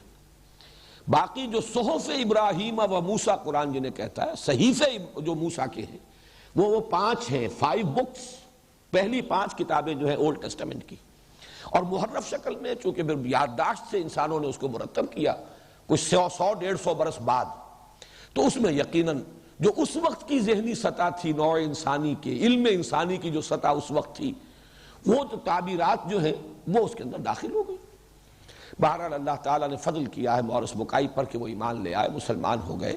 سنریہم آیاتنا فی الآفاق وفی انفسہم حتی یتبین لہم انہ الحق۔ کیت المور جس کا میں نے پہلے بھی حوالہ دیا، ابھی تک اس کے بارے میں معلوم نہیں ہے، لیکن یہ کہ اس نے بھی اعتراف کیا ہے کہ سمجھ میں بات آنے والی نہیں، جبکہ ابھی مائکروسکوپ کا وجود نہ تھا۔ اتنی صحیح تعبیرات جو قرآن مجید کے الفاظ میں آتی ہیں، علقہ اور مضغہ، اس کی جو تعبیرات ہیں، پھر فی ظلمات ثلاث، 3 اندھیروں میں، 3 پردوں کے اندر رحم مادر میں جنین جو ہے، بچہ جو ہے وہ پروان چڑھتا ہے۔ کیسے معلوم ہوا؟ ڈیڈ باڈی کی ڈسیکشنز بھی ابھی نہیں تھی، یہ معلومات 1400 برس قبل کہاں سے آ گئی؟ تو ایک تو یہ ہے کہ مختلف جو بھی فیلڈز ہیں فزیکل سائنسز کے، ان میں جیسے جیسے علم انسانی ترقی کر رہا ہے، مزید مبرہن ہوتی چلی جائے گی یہ بات کہ یہ کلام حق ہے، اور یہ کلام حق سائنٹیفک فنومینا کا اعتبار سے بھی اتنا حق اگر ثابت ہو رہا ہے 1400 برس قبل کا کلام، تو گویا کہ یہ ثبوت ہے کہ یہ اللہ کا کلام ہے، اور یہ گویا کہ ثبوت ہے کہ محمد اللہ کے رسول تھے صلی اللہ علیہ وسلم۔ دوسرا جو اہم تر پہلو ہے آج کے اعتبار سے قرآن کے اعجاز کا، وہ ہے در حقیقت اس کی ہدایت عملی، اور ہدایت عملی کے ضمن میں بھی نوٹ کیجئے کہ ایک تو ہے انفرادی زندگی سے متعلق ہدایات، انسانی اخلاق، انسان کا رویہ، انسانی کردار، مکارم اخلاق، جس کے بارے میں حضور صلی اللہ علیہ وسلم کی حدیث بھی موجود ہے، انما بعثت لأتمم مکارم الاخلاق۔ لیکن یہ جان لیجئے کہ یہ تمام چیزیں بنیادی طور پر سابقہ انبیاء کی تعلیمات میں بھی موجود تھیں۔ ویسے بھی چونکہ جو ایتھیکل ویلیوز ہیں وہ فطرت انسانی کے اندر موجود ہے۔ قرآن کا اپنا کہنا یہ ہے الہمہا فجورہا و تقواہا، نفس انسانی کو الہامی طور پر یہ معلوم ہے کہ فجور کیا ہے، تقوی کیا ہے، پرہیزگاری کسے کہتے ہیں اور بدکاری کسے کہتے ہیں۔ اس اعتبار سے یہ پہلو نہیں ہے اس کا موجز، اصل ہے وہ سوشل جسٹس، اجتماعی نظام میں توازن۔ جتنا جتنا انسان اس پر غور کرتا چلا جائے گا، یہ تین جو سب سے بڑے ڈائلیماس کہہ لیجئے اور عقدہ لا ینحل جو نوع انسانی کو درپیش ہیں، اور اس میں ذرا سا عدم توازن ہو جاتا ہے تو تمدن جو ہے اس کے اندر فساد دور دور تک۔ ایک یہ کہ مرد اور عورت کے حقوق و فرائض میں کیا توازن ہو، اسی طریقے سے دوسرا یہ کہ سرمایہ اور محنت کے مابین کیا توازن ہو، تیسرا یہ کہ فرد اور ریاست یا اجتماعیت کے مابین حقوق و فرائض کے اعتبار سے کیا توازن ہو۔ ذرا سا آپ فرد کی آزادی کو زیادہ کر دیتے ہیں، انارکی، کیوس، آزادی کے نام پر ہو رہا ہے دنیا میں آج جو کچھ ہو رہا ہے، فساد، اس کے اوپر بندشیں بٹھا دیتے ہیں تو وہ رد عمل ہوتا ہے کہ جو کمیونزم کے خلاف حال ہی میں ہوا۔ ذرا سی آپ نے انسانی آزادی کے اوپر قدغنیں زیادہ لگا دی تو فطرت انسانی نے، طبیعت انسانی نے ریوولٹ کیا، بغاوت کی۔ لیکن یہ کہ ذرا اس کو زیادہ کھول دیجئے تو انارکی ہے۔ عورت کے حقوق اور فرائض کے مابین اور مردوں کے اور ان کے مابین توازن ذرا سا اگر ادھر کر دیجئے تو عورت کی کوئی حیثیت نہیں رہتی، وہ بالکل بھیڑ بکری کی طرح کی ملکیت بن گئی، اس کے کوئی حقوق نہیں، اس کا کوئی تشخص نہیں، جوتی کی نوک۔ اور اس کو دوسری طرف اگر پلڑا گرا دیجئے یا دوسرا پلڑا اٹھا دیجئے تو پھر وہ کلیوپیٹرا بن جائے گی، قوموں کی قسمتوں کے لیے تباہ کن ثابت ہوگی، خاندانی ادارہ ختم ہو جائے گا، گھر کے اندر کا چین ختم ہو جائے گا، جس کی سب سے بڑی مثال یہ ہے کہ معاشی اعتبار سے، اقتصادی اعتبار سے کہا جا سکتا ہے کہ دنیا میں اس روئے ارضی پر جنت اگر دیکھنی ہو تو اسکینڈینیوین کنٹریز ہے، جو خیرات پر پلتے ہیں ان کے لیے بھی ان کی تمام بنیادی ضروریات زندگی کس خوبصورتی کے ساتھ وہاں پوری ہو رہی۔ علاج اور تعلیم کا معاملہ خاص طور پر ایسا ہے کہ جو خیرات پر پلنے والے ہیں اور وہ کہ جو ٹیکس پیئرز ہیں، ان دونوں کے مابین کوئی فرق و تفاوت نہیں، وہی علاج ان کا ہوگا، وہی علاج ان کا ہوگا، وہی اس کا بچہ تعلیم پائے گا، وہی اس کا بچہ تعلیم پائے گا۔ لیکن چونکہ یہ عورت کی آزادی اور عورت اور مرد کے درمیان توازن کو ڈسٹرب کر دیا گیا، جس کے نتیجے میں خاندان کا ادارہ جو ہے وہ مزمحل ہوا، بلکہ یہ کہ ختم ہو گیا، ٹوٹ پھوٹ کر رہ گیا، تو گھر میں جو سکون حاصل ہوتا تھا وہ سکون جو ہے ناپید ہو گیا۔ وجہ نتیجہ یہ ہے کہ اب سب سے زیادہ سوسائیڈ کا ریٹ سویڈن میں ہے، خودکشی سب سے زیادہ وہاں ہو رہی ہے۔ کیوں ہو رہی ہے؟ اعصاب پر جو تناؤ ہوتا ہے، اور جو انسان کو سکون گھر میں جا کر ایک وہ جو گھر ہماری ہم جس سے عام طور پر واقف ہیں، اللہ کا شکر ہے ابھی ہمارے ہاں یہ خاندان کا ادارہ اس طریقے سے ٹوٹا پھوٹا نہیں ہے۔ بہت ہی اونچے گھرانے کے اور اونچے سطح کے جو ہمارے معاشرے میں نام نہاد اونچے سطح کے لوگ ہیں، ان کے ہاں تو وہ صورتیں پیدا ہو گئی ہیں۔ بائی اینڈ لارج ہمارے ہاں خاندان کا ادارہ ابھی انٹیکٹ ہے۔ تو جو سکون، اور قرآن مجید نے یہی لفظ سے سکون استعمال کیا، لِتَسْكُنُوا إِلَيْهَا، یہ سکون اگر نہیں ملتا ہے تو ظاہر بات ہے پھر یہ کھانے پینے کی اور اپنی ضروریات زندگی چاہے خوب پوری ہو رہی ہوں، لیکن یہ کہ زندگی انسان کے لیے جہنم بن جاتی ہے۔ اسی طریقے سے یہ معاشیات کا معاملہ جو سب سے زیادہ مشکل، سرمایہ کو زیادہ آپ کھل کھیلنے کا موقع دیجئے تو ایک انتہا پر پہنچ جائے گی صورتحال، مزدور کو زیادہ حقوق دے دیجئے تو ظاہر بات ہے کہ وہ پھر سرمایہ دار کو نہیں چلنے دے گا، اس کو کھائے گا۔ یا تو یہ کہ نیشنلائزیشن ہو جائے تو لوگوں میں کام کرنے کا جذبہ نہیں رہتا، جیسا ہمارے ہاں نیشنلائز انڈسٹریز کا حشر ہوا، یا جس کا کہ سب سے بڑا ثبوت جو ہے وہ روس کی اقتصادی جو موت ہے اس کی شکل میں سامنے آ چکا۔ اب اس میں کہاں بیلنس ہو، کیا شکل اختیار کی جائے، یہ ہے اصل در حقیقت قرآن کی ہدایت کا اہم ترین حصہ۔ آج ضرورت ہے اس پر فوکس کرنے کی، اسے مبرہن کریں گے، فزیکل سائنسز کے میدان سے قرآن کی حقانیت کے ثبوت ملتے چلے جائیں گے، خود بخود آ رہے ہیں، اس میں ہماری کسی ایفرٹ کو دخل نہیں ہے۔ وہ تو جیسے جیسے وہ فزیکل سائنسز ترقی کر رہی ہیں، جو نئے گوشے سامنے آ رہے ہیں، ان سے ثابت ہوتا چلا جا رہا ہے کہ انہ الحق، کہ یہ قرآن حق ہے۔ لیکن یہ جو سوشل سائنسز کے ضمن میں، عمرانیات انسانیہ کے ضمن میں، اجتماعیات کے ضمن میں، اقتصادیات، سیاسیات، سماجیات، اس کے ضمن میں جو سسٹم آف سوشل جسٹس قرآن نے دیا ہے، یہ در حقیقت ضرورت ہے اس دور میں کہ اس کو مبرہن کیا جائے۔ اور اس اعتبار سے واقعہ یہ ہے کہ علامہ اقبال نے جس اذعان کے ساتھ یہ دو شعر کہے ہیں کہ ہر کجا بینی جہان رنگ و بو، آنکھ از خاکش بروید آرزو، یا ز نور مصطفیٰ اورا بہاست، یا ہنوز اندر تلاش مصطفیٰ است۔ کہ ایک تو ہے وہ فزیکل سائنسز میں جو انسان کی ترقی ہو رہی ہے، ایک اجتماعیت، سوشل ایولیوشن جو ہوا ہے نوع انسانی کا۔ آج انسانی حقوق کا ایک تصور ہے کہ جو اس سے پہلے نہیں تھا۔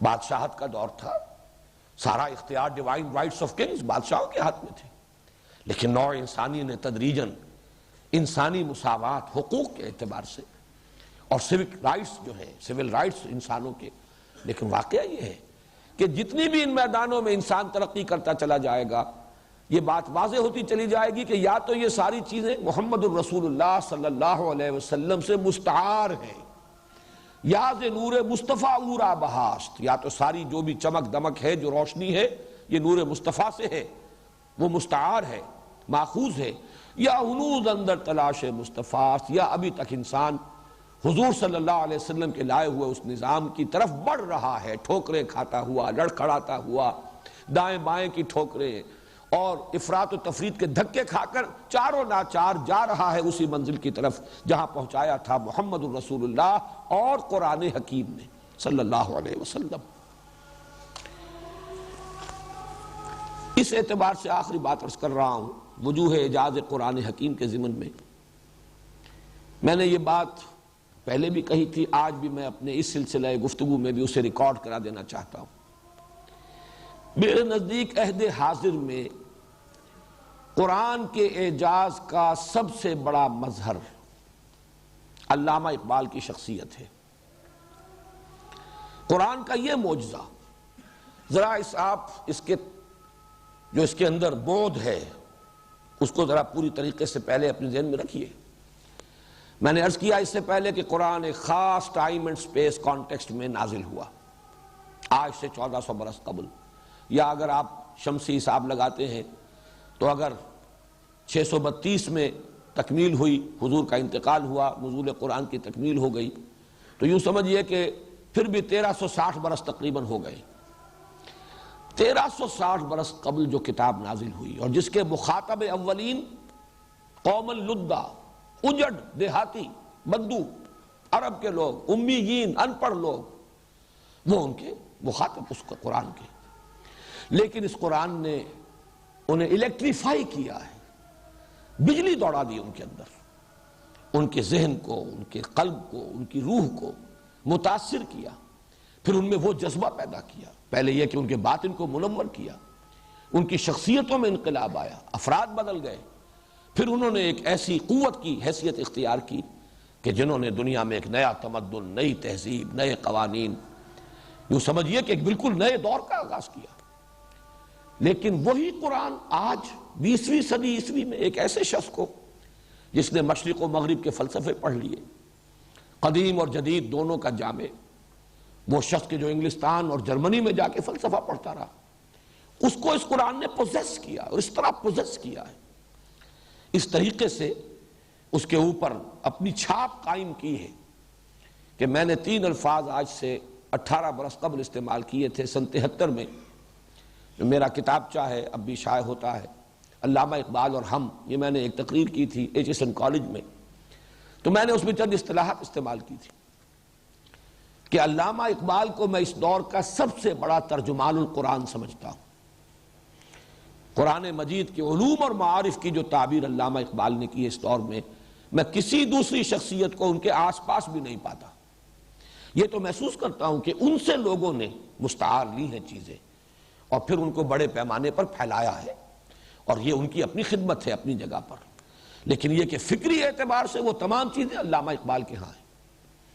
تو گویا کہ ترجمان القرآن اس دور کا، اور میں نے تو اس میں ایک گواہی بھی دی ہے مولانا امین حسن اصلاحی صاحب کی، اس کتابچے میں وہ موجود ہے، یہ کوئی اب سے کوئی 15 سال پہلے کا واقعہ ہے۔ مولانا کی آنکھوں کا آپریشن ہونے والا تھا، وہ لاہور آئے اس زمانے میں، وہ خانقاہ ڈوگراں ایک یہاں لاہور سے کچھ فاصلے پر دیہات میں ان کی اقامت تھی، وہاں قیام پذیر تھے.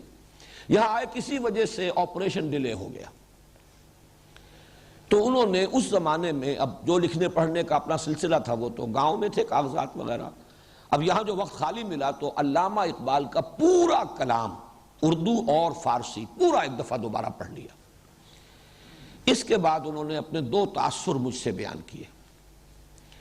پہلا تاثر تو یہ تھا کہ علامہ اقبال کا کلام پڑھ کر میرا کلیجہ دھس گیا ہے، میں مایوس ہو گیا ہوں.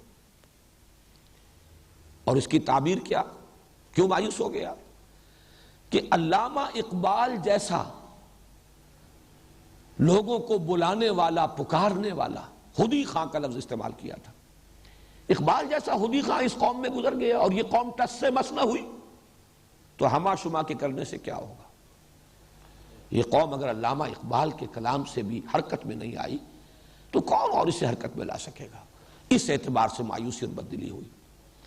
اور نمبر 2، مولانا نے فرمایا کہ مجھے کچھ مان تھا کہ قرآن حکیم کے بعض مقامات کی جو تعبیر میں نے کی ہے وہ مجھ سے پہلے کسی نے نہیں کی.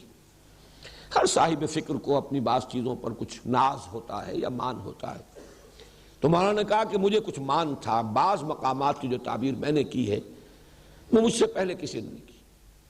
لیکن علامہ اقبال کو پڑھ کر میں نے یہ محسوس کیا کہ ان تمام مقامات کی تعبیر مجھ سے بہت پہلے اور مجھ سے بہت بہتر طریقے پر اقبال کر چکا. یہ ہے مولانا اصلاحی صاحب کی 2 گواہیاں. تو واقعہ یہ کہ اس دور کا ترجمان القرآن اور سب سے بڑا داعی القرآن، یہ میں بعد میں ذرا اس کی وضاحت مزید بھی کروں گا. اور یہ اس لیے ہے کہ قرآن مجید کی عظمت کا جس شدت کے ساتھ، جس گہرائی اور گہرائی کے ساتھ انکشاف علامہ اقبال پر ہوا ہے، میں پھر ڈنکے کی چوٹ کہہ رہا ہوں کہ میری معلومات کی حد تک، میری معلومات محدود ہیں، میں اس کا اعتراف کرتے ہوئے کہہ رہا ہوں، لیکن میری معلومات کی حد تک اس درجے قرآن مجید کی عظمت کا انکشاف اس دور کے کسی اور انسان پر نہیں ہوا. میں نے تو الفاظ لکھے ہیں کہ جب وہ قرآن مجید کی عظمت بیان کرتے ہیں تو صاف محسوس ہوتا ہے کہ یہ ان کی دید ہے، ان کا تجربہ ہے. یہ جس طریقے سے بات بیان کر رہے ہیں یہ کوئی آورد نہیں ہے، تکلف نہیں ہے. تکلف اور آورد میں وہ بات آ ہی نہیں سکتی. میں یہاں چند چیزیں ان کی اس وقت نوٹ کرا دینا چاہتا ہوں. کتاب زندہ قرآن حکیم، حکمت او لا یزال است قدیم. ذرا اندازہ کیجئے الفاظ، حکمت او لا یزال است قدیم. اب یہ جو ہے یہ تو اللہ تعالیٰ کی ذات ہی ہے جو ہمیشہ سے ہے اور کبھی بھی اس کے لیے اختتام نہیں ہے. تو جیسے کہ ان کا وہ میں نے شعر پہلے بھی آپ کو سنایا، مثل حق پنہاؤ ہم پیداستو، زندہ و پائندہ و گویاستو. وہی بات ہم کہہ رہے ہیں. کتاب زندہ قرآن حکیم، حکمت اولا یزال است قدیم. حرف اورا ریب نئے، تبدیل نئے، آیا شرمندہ تعویل نئے. فاش گویم آچے در دل مزمر است، یہ کتابیں نیست چیزیں دیگر است. مثل حق پنہاؤ ہم پیداستو، زندہ و پائندہ و گویاستو. چون بجاں در رفت جاں دیگر شود، جہاں چو دیگر شد جہاں دیگر شود. اب یہ انداز، یہ تعبیر، یہ جب تک انسان کا اپنا حال نہ ہو، وہ جو فارسی میں کسی نے کہا ہے چو معاملہ نہ دارت سخن آشنا نہ باشد، جس کے دل کو کوئی دھن لگی ہو اس کا کلام کچھ اور ہوتا ہے. جو واقعتاً کسی کے عشق میں گھلا جا رہا ہو، اس کی زبان سے نکلنے والا ایک ایک لفظ جو ہے، اس کی گھلاوٹ جو ہے اندر کی، وہ اس کے ایک ایک لفظ سے نمایاں ہوگی. اور جو ایسے ہی تک بندی کر رہا ہو، جوڑ رہا ہو، تکلف کر رہا، آورد کر رہا، اس کی بات کچھ اور ہوگی. تو یہ اس کی دید ہے، اس کا تجربہ ہے. صد جہاں تازہ در آیات اوست، عصرہا پیچیدہ در آنات اوست. نہ معلوم کتنے زمانے اس کے اندر چھپے ہوئے ہیں. ہر زمانے میں یہ قرآن ایک نئی شان کے ساتھ، نئی آن بان کے ساتھ دنیا کے سامنے آئے گا. اب ذرا غور کیجئے، یہ جو انہوں نے قرآن کے علوم و معارف کو اپنے اشعار میں بیان کرنے پر جو ان کا دعویٰ ہے، وہ ان اشعار سے ثابت ہوتا ہے کہ جس میں انہوں نے حضور صلی اللہ علیہ وسلم سے خطاب کر کے سب سے بڑی بد دعا جو ہو سکتی ہے وہ اپنے آپ کو دے دی کہ اگر میں نے قرآن کے سوا کسی اور چیز کو اپنے کلام میں پیش کیا ہو تو اے نبی یہ سزا مجھے دے دیجئے۔ یہ ذرا الفاظ سنیے، گر دلم آئینہ بے جوہرست ورب حرفم غیر قرآن مزمرست۔ اگر میرے نشار میں، میرے اس پیغام میں قرآن کے سوا کوئی اور چیز مضمر ہے، پردہ ناموس فکرم چاک کن ای خیامہ راز خارم پاک کن، میرے فکر کے پردے کو چاک کر دیجئے، دھجیاں بکھیر دیجئے اس کی۔ یہ ایک پیسے کی قیمت اس کی نہیں ہے اگر میں نے قرآن کے سوا کوئی اور شے اس کے اندر شامل کی ہو۔ روز محشر خار و رسوا کن مرا بے نصیب از بوسہ پاکن مرا، قیامت کے دن مجھے ذلیل و خوار کیجئے گا اور اپنے قدم بوسی کے شرف سے محروم کر دیجئے گا اگر میں نے ایسا کیا ہو۔ اس میں کتنا بڑا دعویٰ ہے۔ اسی لیے میں کہتا ہوں، اور میں اپنے تجربے سے کہتا ہوں، میرا مطالعہ قرآن حکیم بہرحال ایک مرتبہ تو میں کہہ سکتا ہوں کہ اپنی امکانی حد تک پوری باریک بینی کے ساتھ میں پورے قرآن حکیم میں سے گزر آیا۔ میرا جو درس چلا ہے جس کا دور اول جو ہے مکمل ہوا ہے ابھی کچھ عرصے پہلے، میں نے اس کے ساتھ ساتھ جو ہے بہرحال اپنی امکانی حد تک جتنا بھی میں کر سکتا ہوں میں نے غور و فکر کیا ہے، سوچ بچار کیا ہے، اور اس سب کے بعد میں نے آج یہ بات اس لیے دوبارہ ریکارڈ کرانی مناسب سمجھی کہ ایک بات تھی جو میں نے کہی تھی 18 برس قبل 1973 میں، لیکن میں آج بھی اسی بات پر قائل ہوں۔ جس شدت کے ساتھ عظمت قرآن کا انکشاف اقبال پر ہوا، جس وسعت کے ساتھ، جس گہرائی اور گہرائی کے ساتھ، وہ مجھے کہیں اور نظر نہیں آتا، اور اس دور کا سب سے بڑا ترجمان القرآن اور داعی القرآن میرے نزدیک اقبال ہے۔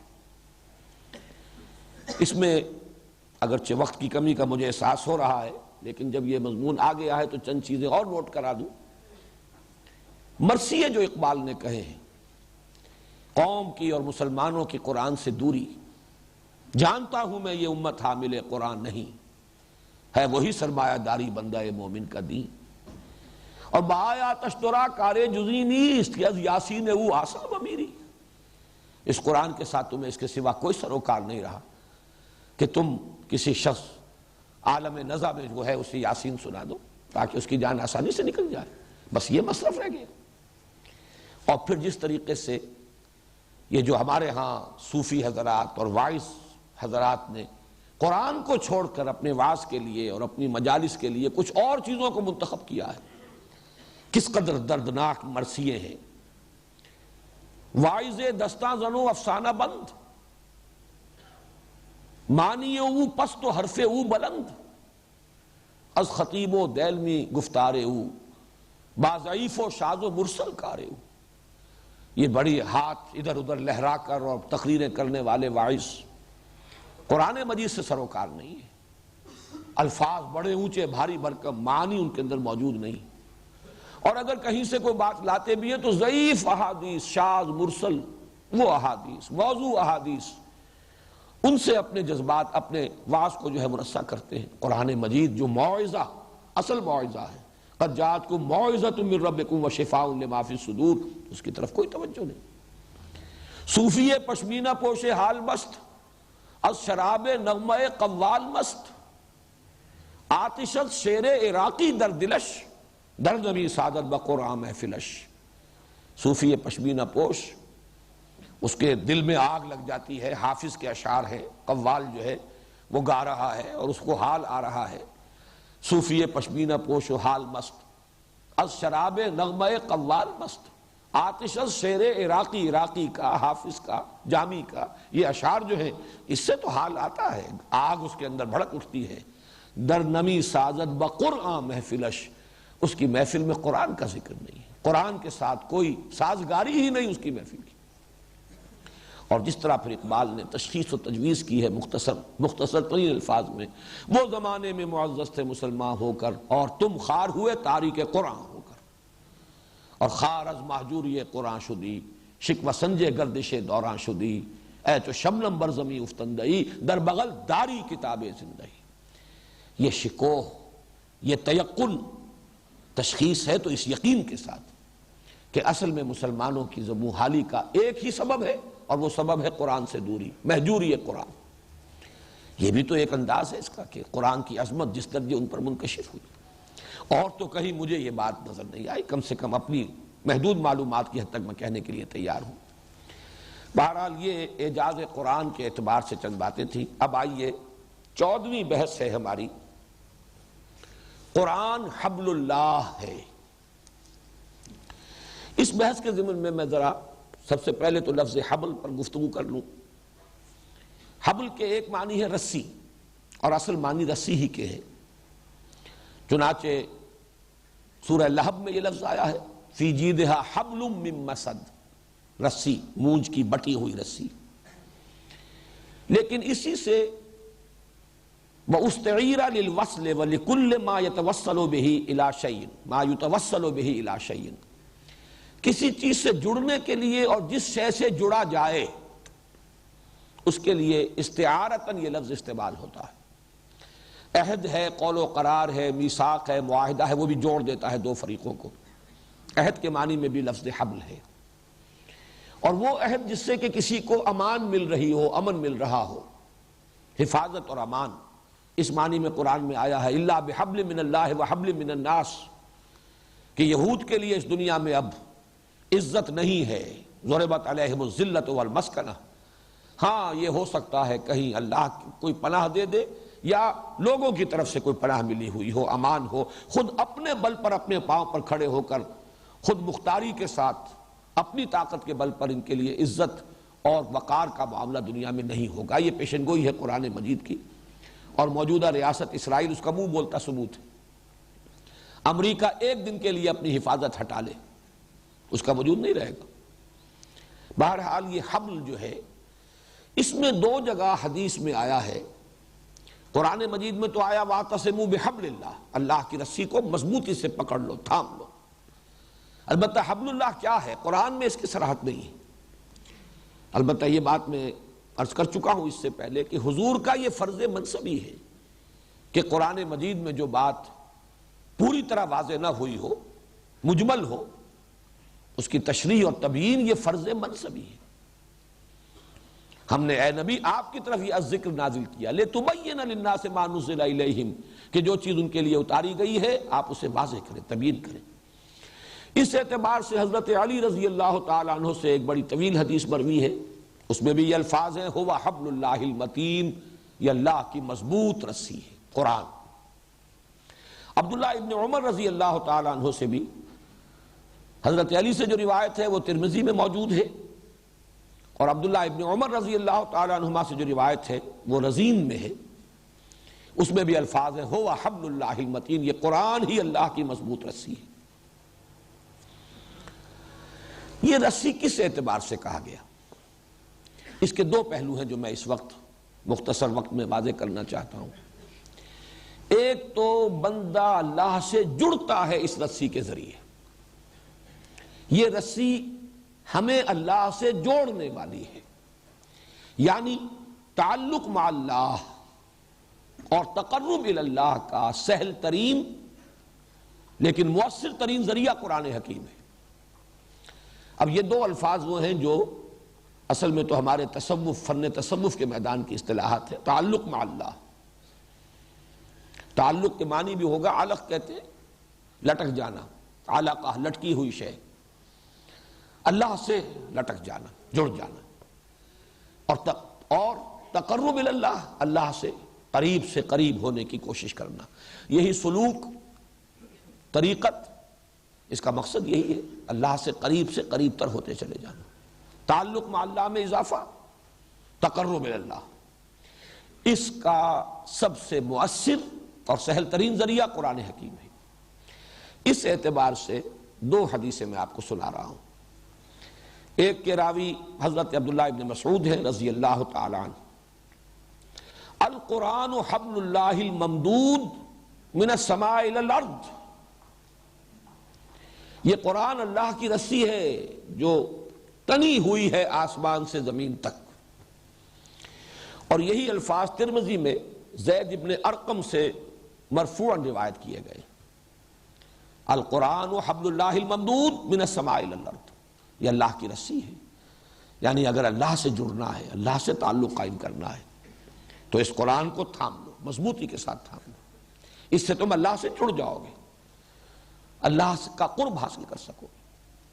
اور دوسری جو ہے طبرانی کی معجم کبیر کی روایت ہے، اور یہ بڑی پیاری روایت ہے، اس میں ایک نقشہ سامنے آتا ہے جسے ہم کہہ سکتے ہیں تصویر لفظی، الفاظ میں نقشہ کھینچ دینا، کہ حضور اپنے حجرے سے برآمد ہوئے صلی اللہ علیہ وسلم، آپ نے مسجد کے گوشے میں دیکھا کچھ صحابہ بیٹھے ہوئے قرآن کا مذاکرہ کر رہے تھے، گفتگو کر رہے تھے، سمجھ رہے تھے، سمجھا رہے تھے۔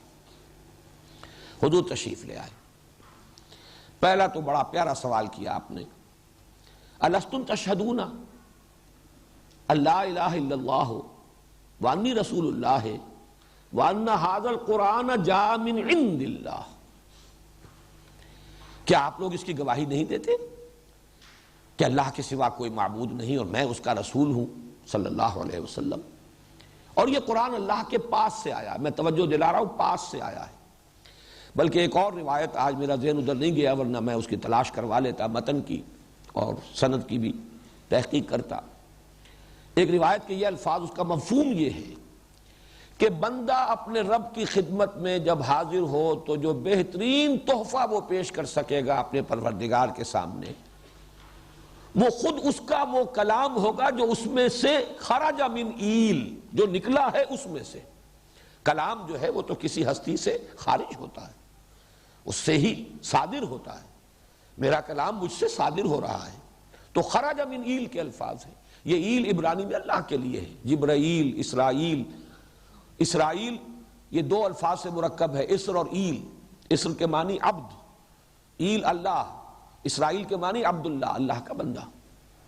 تو خرج من ایل، جو اللہ کی ذات سے صادر ہوا ہے یہ کلام، یہی بہترین تحفہ ہوگا۔ جیسے بادشاہوں کے حضور میں پیش ہوتے ہوئے نذرانہ پیش کیا جاتا ہے، تو ظاہر بات ہے کہ شہنشاہ ارض و سما کی جناب میں سب سے بڑا نذرانہ جو پیش کر سکے گا کوئی بندہ، اس کا کلام ہوگا۔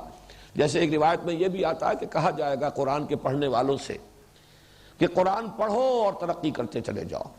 جو بھی قاری تھے قرآن کے، قاری سے مراد صرف وہ قاری نہیں جو ہمارے ہاں قاری سمجھے جاتے ہیں، بلکہ یہ کہ جو قرآن کے علم اور حکمت سے بھی واقف ہیں اور پھر اس کو پڑھتے بھی ہیں، تو جو ان کی ترقی ہوتی چلی جائے گی اور آخری مقام ان کا معین ہوگا جہاں جو ان کا سرمایہ ہے قرآن کا، جہاں وہ ختم ہوگا، آخری آیت جو پڑھیں گے اس وقت تک تسلسل کے ساتھ ترقی ہوگی، ترقی درجات، یہاں تک کہ وہ مقام آ جائے گا آخری لفظ وہ پڑھیں گے قرآن کا، وہ مقام معین ہوگا۔ بہرحال حضور صلی اللہ علیہ وسلم سوال کیا، لستم تشہدون ان لا الہ الا اللہ وانی رسول اللہ وان ھذا القرآن جاء من عند اللہ۔ صحابہ کا جواب کیا ہو سکتا تھا؟ بلا یا رسول اللہ، کیوں نہیں ہے اللہ کی رسول، ہم اس کے گواہ ہیں۔ اب آپ نے فرمایا، غور سے سنیے، فاستبشروا، تو خوشیاں مناؤ، فإن ھذا القرآن طرفہ بأیدیکم وطرفہ بید اللہ، اس لیے کہ یہ قرآن وہ شے ہے، وہ رسی ہے جس کا ایک سرا تمہارے ہاتھ میں اور ایک سرا اللہ کے ہاتھ میں۔ یہ ہے حبل اللہ کا وہ تصور، اللہ کے ساتھ جوڑنے والی شے۔ اس پر میں اس سے پہلے بھی گفتگو کر چکا ہوں کہ در حقیقت چونکہ قرآن اللہ کا کلام ہے، کلام متکلم کی صفت ہوتا ہے، تو اب اس سے زیادہ قریب ہونے کا کوئی اور ذریعہ ہو نہیں سکتا۔ اور اسی طریقے سے جب قرآن کو شخص پڑھتا ہے تو گویا کہ اللہ سے ہم کلام ہو جاتا ہے۔ اس کے ضمن میں عبداللہ ابن مبارک رحمۃ اللہ علیہما، ان کا وہ قول سنا ہوگا، میں نے بارہا سنایا ہے، آج پھر ریکارڈ کرا رہا ہوں، کہ وہ تبع تابعین کے دور کی شخصیت ہے۔ انہوں نے اپنا معمول بنا لیا تھا، ہر سال میں 6 مہینے سرحدوں پر جہاد میں حصہ لیتے تھے۔ دارالاسلام کی جو سرحدیں بڑھ رہی تھی، جہاد جاری تھا، 6 مہینے گھر آ جاتے تھے، اور اس عرصے میں بھی لوگوں سے ملنے جلنے کی ان کے اندر رغبت نہیں تھی۔ اپنے گھر میں ہیں، مسجد میں آئے، نماز پڑھی، پھر گھر میں۔ تو کسی نے پوچھا کہ عبداللہ آپ کی طبیعت گھبراتی نہیں؟ تنہائی پسند ہو گئے، تنہائی سے طبیعت اکتاتی نہیں؟ انہوں نے فرمایا، تم اس شخص کو تنہا سمجھتے ہو جو اللہ سے ہم کلام ہوتا ہے اور رسول اللہ کی صحبت سے فیضیاب ہوتا ہے؟ لوگ حیران ہوئے، کیا کہہ رہے ہیں؟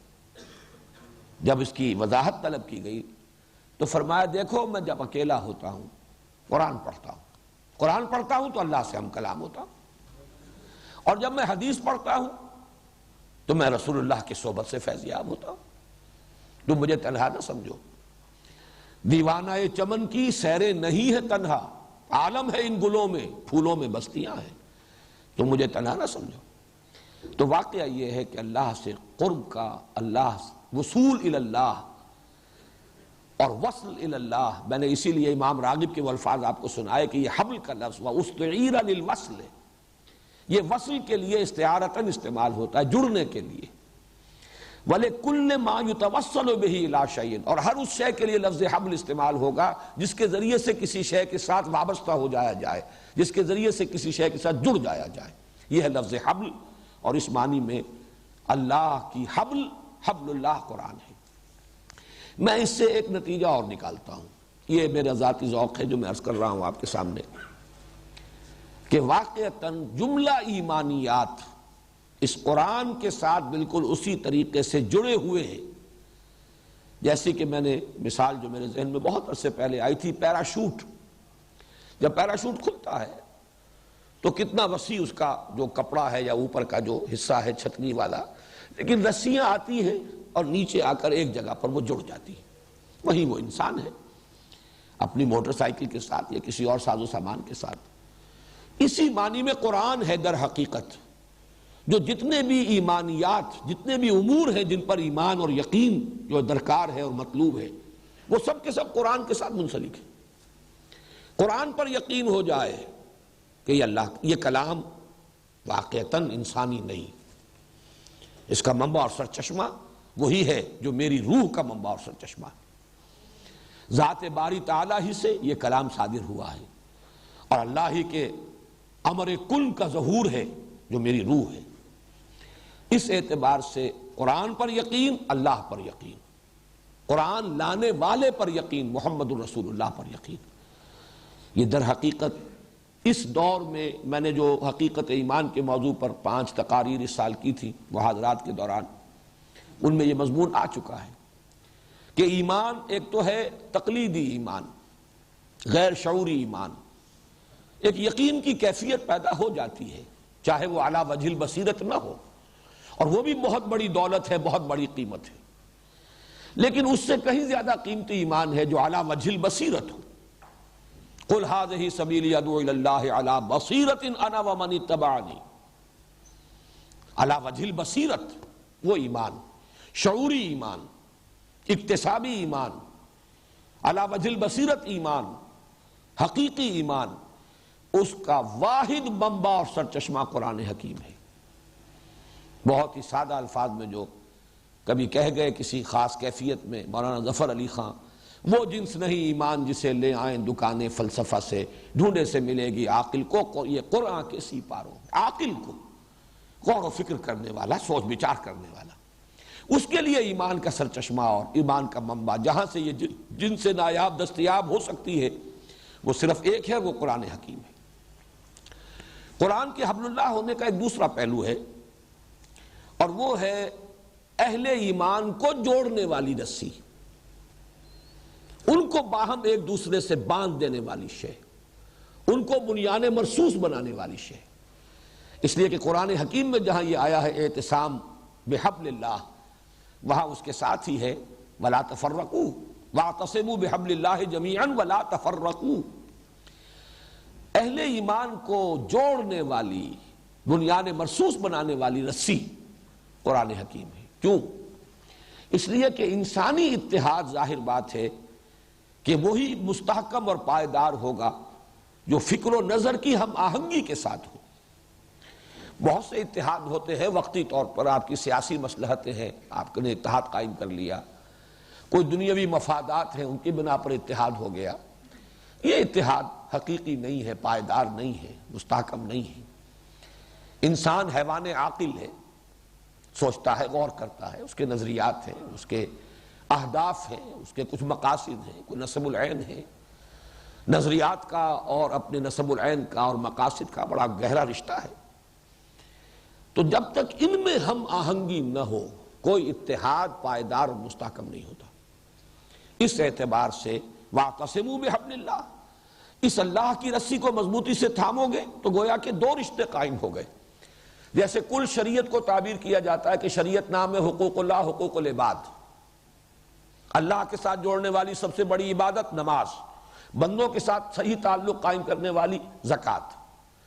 اسی طریقے سے سمجھیے کہ حبل اللہ ایک طرف اللہ سے جوڑ رہی ہے، دوسری طرف باہم اہل ایمان کو ایک بنیان مرصوص کا جسد واحد، جیسے حدیث میں آتا ہے، ایک جسد بنا دینے والی شے۔ اور یہی وہ بات ہے، اس کو بھی علامہ اقبال نے جس خوبصورتی سے کہا ہے، میں تو واقعہ یہ کہ حیران ہوتا ہوں، از یک آئینی مسلمان زنداست، پیکر ملت ز قرآن زنداست، ما ہما خاک و دل آگاہ اوست، اعتصامش کن کہ حبل اللہ اوست۔ مفسرین کے ہاں تو بہت سے اقوال مل جائیں گے، حبل اللہ سے مراد یہ ہے، حبل اللہ قرآن میں، حبل اللہ اسلام ہے، حبل اللہ جو ہے وہ کلمہ طیبہ ہے، یہ ساری چیزیں اپنی جگہ پر درست۔ دیکھیں ایک تو حضور صلی اللہ علیہ وسلم کی احادیث میں نے آج آپ کو سنا دی، اور پھر اس کی جس قدر عمدہ تعبیر کی ہے علامہ اقبال نے، یہ فصاحت اور بلاغت کے اعتبار سے بھی میرے نزدیک بہت اونچا مقام ان دو اشعار کا۔ ما ہما خاک و دل آگاہ اوست، ہم جو ہیں ہم تو جیسے خاک ہے، یہ جسم ہمارا جو ہے خاکی ہے، البتہ دل آگاہ، وہ دل اندر، وہ دل زندہ، وہ دل حقیقت میں پیکر ملت میں وہ دل کی حیثیت قرآن کو حاصل ہے۔ اب ذرا نوٹ کیجئے قرآن مجید میں بھی جہاں یہ فرمایا گیا وَاعْتَصِمُوا بِحَبْلِ اللَّهِ جَمِيعًا وَلَا تَفَرَّقُوا، آگے جو مثال دی گئی ہے وَاذْكُرُوا نِعْمَتَ اللَّهِ عَلَيْكُمْ إِذْ كُنْتُمْ أَعْدَاءً فَأَلَّفَ بَيْنَ قُلُوبِكُمْ، تمہارے دلوں کو جوڑ دیا ہے۔ یہ دل آگاہ جو ہے قرآن مجید اہل ایمان کے دلوں کو جوڑتا ہے، ان کو باہم پیوست کرتا ہے، اور یہ دلی تعلق، دلی ہم آہنگی، یہ ہے اصل میں کہ جو مسلمانوں کو بنیان مرصوص بنانے والی ہے۔ اب 15واں اور آخری موضوع ہے جس پر مجھے کچھ زیادہ وقت نہیں لینا۔ یہ ساری باتیں اپنی جگہ حق، اور بھی بہت سے عنوانات ذہن میں آئے۔ میرا ارادہ تو پہلے یہ تھا کہ صرف 2 دنوں میں اپنی یہ گفتگو میں مکمل کر لوں گا، لیکن جیسے جیسے میں نے کچھ نوٹس لکھنے شروع کیے، مختلف چیزیں سامنے آتی چلی گئیں۔ یہ بھی نہیں تھا کہ کوئی بڑی پلاننگ سے اور بہت غور و فکر سے میں نے یہ چیزیں مرتب کی ہوں، لیکن بہرحال جب میں نے کچھ اشارات اپنے قلم بند کرنے کی کوشش کی تو وہ بات پھیلتی چلی گئی، اور اس میں میں نے دیکھا، اب میں آج بھی سوچ رہا تھا کہ کچھ اور عنوانات سامنے آ رہے تھے، بہت سے پہلو تشنہ رہ گئے ہیں، اس کی تشنگی کا احساس مجھے ہوا، لیکن یہ کہ میں نے فیصلہ کر لیا تھا کہ آج ہمیں اس گفتگو کو یہی ختم کر دینا ہے، باقی چیزیں جو ہیں مختلف درس کے دوران مختلف مواقع پر انشاءاللہ ان پر گفتگو ہوتی رہے گی۔ لیکن یہ کہ ان سب کا جو اصل میں عملی نتیجہ نکلنا چاہیے وہ کیا ہے، یہ ساری باتیں جو 14 عنوانات کے تحت سامنے آئی ہیں، مجھ پر، آپ پر اس کے ضمن میں ذمہ داری کیا ہے، اس کے اعتبار سے میں آج خاص طور پر اس کتابچے کا ذکر کرنا چاہتا ہوں جو ہماری اس پوری تحریک کے لیے 2 بنیادوں میں سے ایک بنیاد کی حیثیت رکھتا ہے۔ یہ ساری دعوت رجوع القرآن کے ضمن میں جو بھی کوئی خدمت پچھلے 26 سالوں کے دوران بن آئی ہے، سن 65 سے یہ سن 91 ہے، اب 26 برس، جس میں کہ 6-7 سال تنہا تھا، نہ کوئی انجمن، نہ ادارہ، نہ جماعت، پھر انجمن خدام القرآن قائم ہوئی، پھر یہ قرآن اکیڈمی کا سنگ بنیاد 1977 میں رکھا گیا، بہرحال اس میں کچھ کام شروع ہوا 1-1.5 سال کے بعد، پھر اسی کے بطن سے یہ قرآن کالج کی ولادت ہوئی، اس کے سر پر یہ قرآن آڈیٹوریم کا تاج آیا ہے، سجا ہے، جس میں ہم اس وقت بیٹھے ہیں۔ اس پوری جد و جہد کی بنیاد اور اساس 2 کتابچے ہیں۔ ایک سن 67 میں نے لکھا تھا مضمون میثاق کے اداریے کے طور پر، اسلام کی نشأت ثانیہ کرنے کا اصل کام، اور ایک میں نے 2 تقریریں کی تھی سن 68 کے اوائل میں، مسلمانوں پر قرآن مجید کے حقوق، ہمارے فرائض کیا ہیں، ہماری ذمہ داریاں کیا ہیں۔ اس کا ایک پس منظر تھا، اس زمانے میں جشن منائے جاتے تھے بہت سے مختلف عنوانات سے، جشن خیبر، جشن مہران وغیرہ وغیرہ، اور اس میں راگ رنگ کی محفلیں بھی ہوتی تھی۔ صدر ایوب صاحب کا زمانہ تھا یہ، اگرچہ شکست و ریخت کے آثار ظاہر ہو رہے تھے، زوال شروع ہو چکا تھا، لیکن یوں کہہ سکتے ہیں کہ ان کے دور اقتدار کی وہ آخری بھڑک تھی، بجھنے سے پہلے چراغ جو بھڑکتا ہے، اور یہ رشوتیں تھیں، لوگوں کو مست رکھو۔ اقبال کو تو خیر وہ جو ابلیس کی مجلس شورا میں انہوں نے ابلیس کی ترجمانی کی ہے کہ مست رکھو ذکر و فکر صبح گاہی میں اسے، وہ ذکر و فکر صبح گاہی کے بجائے بھی یہ راگ رنگ کی محفلوں میں مست رکھو لوگوں کو۔ تو اسی زمانے میں مذہبی لوگوں کو ایک رشوت کے طور پر جشن قرآن عطا کیا گیا تھا، تم بھی کچھ اپنا ذوق اور شوق پورا کر لو، جشن مناؤ۔ تو وہ جو جشن تھا 1400 سالہ جشن نزول قرآن، اس میں بڑی محفلیں ہوئی، قرات کی، اور مصری قراء آئے، اور اس میں وہ جو سونے کے تار سے قرآن لکھے جانے والا پروجیکٹ شروع ہوا وغیرہ وغیرہ۔ اس وقت ذہن منتقل ہوا کیا یہ حق ہے قرآن کا؟ کیا اپنے ان کاموں کے ذریعے سے ہم قرآن مجید کا حق ادا کر رہے ہیں؟ تو میں نے 2 تقریریں کی تھی۔ یہ جو 5 حقوق میں نے اس وقت بیان کیے، ہر مسلمان پر حسب صلاحیت و استعداد قرآن کے 5 حق عائد ہوتے ہیں۔ اسے مانے جیسے کہ ماننے کا حق ہے، اس کے لیے اصطلاح ایمان اور تعظیم۔ نمبر 2، اسے پڑھے جیسے کہ پڑھنے کا حق ہے، تجوید، ترتیل، حفظ، پھر اس کا ایک معمول بنانا۔ نمبر 3، اسے سمجھے جیسے کہ سمجھنے کا حق ہے، اور اس میں 2 اصطلاحات، تذکر اور تدبر، جس پر گفتگو ہو چکی ہے، کل ہم بات کر چکے ہیں اس پر۔ چوتھا حق، اس پر عمل کرے جیسے کہ عمل کرنے کا حق ہے، اور عمل کا ایک پہلو ہے انفرادی زندگی میں، حکم بالقرآن، ہماری ہر رائے، ہمارا ہر فیصلہ قرآن پر مبنی ہو، ہر عمل کسی نہ کسی رائے پر مبنی ہوتا ہے۔ اور ایک اجتماعی زندگی میں اقامت ما انزل من اللہ، قائم کرنا قرآن کو، یا اہل الکتاب لستم علی شیء حتی تقیموا التوراۃ والانجیل وما انزل الیکم من ربکم، اے کتاب والو تمہارا کوئی مقام نہیں جب تک کہ تم قائم نہ کرو تورات کو اور انجیل کو، اور جو کچھ تمہاری طرف نازل کیا گیا تمہارے رب کی طرف سے۔ اور 5واں حق، قرآن کا پھیلانا، قرآن کا عام کرنا، قرآن کو دوسروں تک پہنچانا، تبلیغ اور تبیین۔ تو یہ 5 عنوانات کے تحت الحمدللہ ثم الحمدللہ کہ بہت جامع یہ کتابچہ مرتب ہوا تھا، اور یہ میں بلا شبہ، بلا اس میں مبالغے کے عرض کر رہا ہوں کہ یہ لاکھوں کی تعداد میں چھپا ہے۔ انگریزی میں ترجمہ ہوا، پھر عربی میں بھی ہوا تھا، فارسی میں ہوا، سندھی زبان میں بھی الحمدللہ شائع ہوا۔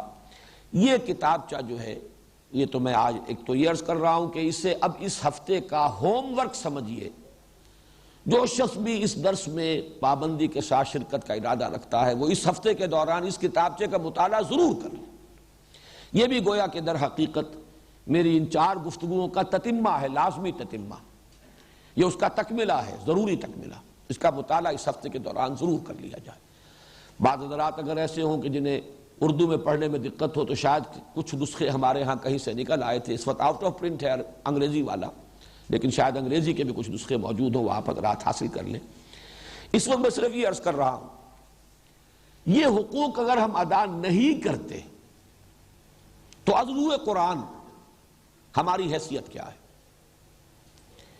اگر یہ ہم ادا نہ کریں گے تو یہی قرآن کو ترک کر دینا ہے، یہی مہجوری ہے جس کو اقبال نے کہا خار از مہجوری قرآن شدی، جو سورہ فرقان میں فریاد نقل ہوئی ہے محمد الرسول اللہ صلی اللہ علیہ وسلم کی، وقال الرسول یا رب ان قوم اتخذوا هذا القرآن مہجورا، اور میں نے یہاں نقل کیا ہے مولانا شبیر احمد عثمانی رحمۃ اللہ علیہ کا جو حاشیہ ہے کہ اس میں ہم لوگ بھی اگر قرآن مجید کے یہ حقوق ادا نہیں کرتے، اس کا پڑھنا، اس کا سمجھنا، اس پر عمل کرنا، اسے دنیا دوسروں تک پہنچانا، اگر یہ کام نہیں کر رہے تو حضور صلی اللہ علیہ وسلم کے اس قول کا اطلاق، آپ کے اس فرمان کا، آپ کی اس فریاد کا اطلاق ہم پر بھی ہوگا۔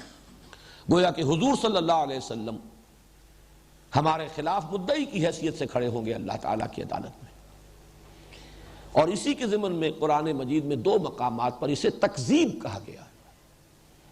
لاکھ آپ سمجھیں کہ آپ قرآن مجید پر ایمان رکھتے ہیں اور اس کی تصدیق کرتے ہیں، لیکن اگر ان حقوق کی ادائیگی اپنی استعداد کے مطابق، اپنی امکانی حد تک اگر اس کی آپ کے حقوق کی ادائیگی نہیں کر رہے تو در حقیقت آپ قرآن کو جھٹلا رہے ہیں۔ یہ سابقہ امت کے بارے میں سورہ جمعہ میں آیا، مثل الذین حملوا التوراۃ ثم لم يحملوها كمثل الحمار يحمل اسفارا بئس مثل القوم الذین کذبوا بآیات اللہ واللہ لا یہدی القوم الظالمین. مثال ان لوگوں کی جو حامل تورات بنائے گئے تھے پھر انہوں نے اس کی ذمہ داریوں کو ادا نہ کیا. اس گدھے کی سی ہے جس پر کتابوں کا بوجھ لدا ہوا ہو. بری مثال ہے اس قوم کی جس نے اللہ کی آیات کو جھٹلایا. یہ تکذیب ہے. اور اللہ ایسے فاسقوں کو ظالموں کو ہدایت نہیں دیتا. تو ہمیں کانپنا چاہیے, لرزنا چاہیے کہیں ہمارا شمار بھی انہی میں نہ ہو جائے. اور جب قرآن نازل ہوا ہے تو جو مخاطب تھے اس قرآن کے ان کے سامنے بھی یہی بات کہی گئی. وہ بہت ہی جامع مقام ہے. فلا اقسم بمواقع النجوم وانه لقسم لو تعلمون عظیم انه لقرآن کریم فی کتاب مکنون لا یمسه الا المطہرون تنزیل من رب العالمین افبہذا الحدیث انتم مدہنون وتجعلون رزقکم انکم تکذبون. کیا اس قرآن ایسی عظمت والی کتاب مکنون میں جو ہے, جو کتاب کریم ہے, اس کے بارے میں تمہاری یہ سستی, تمہارا یہ کسل, تمہاری یہ ناقدری, تمہارا یہ عملی تعطل, افبہذا الحدیث انتم مدہنون, مداہنت کر رہے ہو, کسل سے کام لے رہے ہو, تساہل برت رہے ہو. وَتَجْعَلُونَ رِزْقَكُمْ أَنَّكُمْ تُكَذِّبُونَ, اور تم نے اپنا حصہ اور نصیب یہ بنا لیا ہے کہ تم اسے جھٹلا رہے ہو. تو یہ جھٹلانا ایک تو اس معنی میں بھی ہے کہ قرآن کا انکار کیا جائے, اللہ کا کلام نہیں, اور تکذیب عملی کے درجے میں وہ چیز بھی اس کتاب ہوگی, اس میں شامل ہوگی جس کو میں بیان کر چکا ہوں, جو کہ اہل کتاب کے بارے میں سورہ جمعہ میں آیا. تو اللہ تعالی ہمیں اس انجام سے اور اس چیز سے بچائے کہ ہم بھی اس زمرے میں شامل ہوں. اس حق کو ادا کرنے کی اپنی امکانی حد تک بھرپور کوشش ہم میں سے ہر شخص کو کرنی چاہیے. اور اس کے لیے جیسا کہ میں نے عرض کیا, میں کچھ ایک تاریخی بھی تجزیہ اور جائزہ پیش کرنا چاہتا تھا لیکن اس کا وقت نہیں ہے, وقت ختم ہو چکا ہے, کہ اس صدی میں دو عظیم ترین داعی القرآن اس سرزمین پاک و ہند نے پیدا کیے ہیں, علامہ اقبال اور ابو الکلام آزاد. جو بھی کچھ انہوں نے کیا اس ضمن میں اللہ تعالیٰ نے اس کا اجر عطا فرمائے. بہرحال ہمارے لیے تو ہم ان کے لیے کتنی ہی احسان مندی کے جذبات کا اظہار کر لیں. بہرحال تلک امۃ قد خلت لہا ما کسبت ولکم ما کسبتم ولا تسألون عما کانوا یعملون. ہمارے لیے تو ہمارا عمل, ہماری محنت, ہماری سعی, ہماری جہد, اس سلسلے میں جو بھی محنت ہم کریں گے اس کا اجر و ثواب اللہ کے ہم پائیں گے. اللہ تعالی ہمیں اس کی بیش از بیش توفیق عطا فرمائے. اقول قولی ھذا واستغفر اللہ لی ولکم ولسائر المسلمین والمسلمات. ایک وضاحت ریکارڈ کرا دینا چاہتا ہوں کہ علامہ اقبال کے بارے میں جب میں یہ بیان کر رہا تھا کہ انہوں نے وربل ریولیشن کے ضمن میں اپنا تجربہ بیان کیا تھا کہ مجھ پر جو شعر اترتے ہیں وہ بھی الفاظ کے سانچے میں ڈھلے ہوئے, اس سے کسی کو یہ مغالطہ نہ ہو معاذ اللہ کہ ان پر وحی نازل ہوتی تھی. میں نے اس وقت بھی یہی عرض کیا تھا کہ یہ اجوبہ مسکتہ, چپ کر دینے والے جواب, ان کے قبیل کی شے ہے. باقی یہ کہ الہام کا لفظ شاعری کے ضمن میں کثرت سے مستعمل بھی ہو جاتا ہے, تاہم یہ بات واضح رہنی چاہیے کہ وہ وحی باللفظ, وحی جلی, وحی نبوت کا دروازہ محمد الرسول اللہ صلی اللہ علیہ وسلم کے بعد مستقلاً دائماً بند ہو چکا ہے. اس سلسلے میں کسی کو کوئی اشتباہ نہ ہو.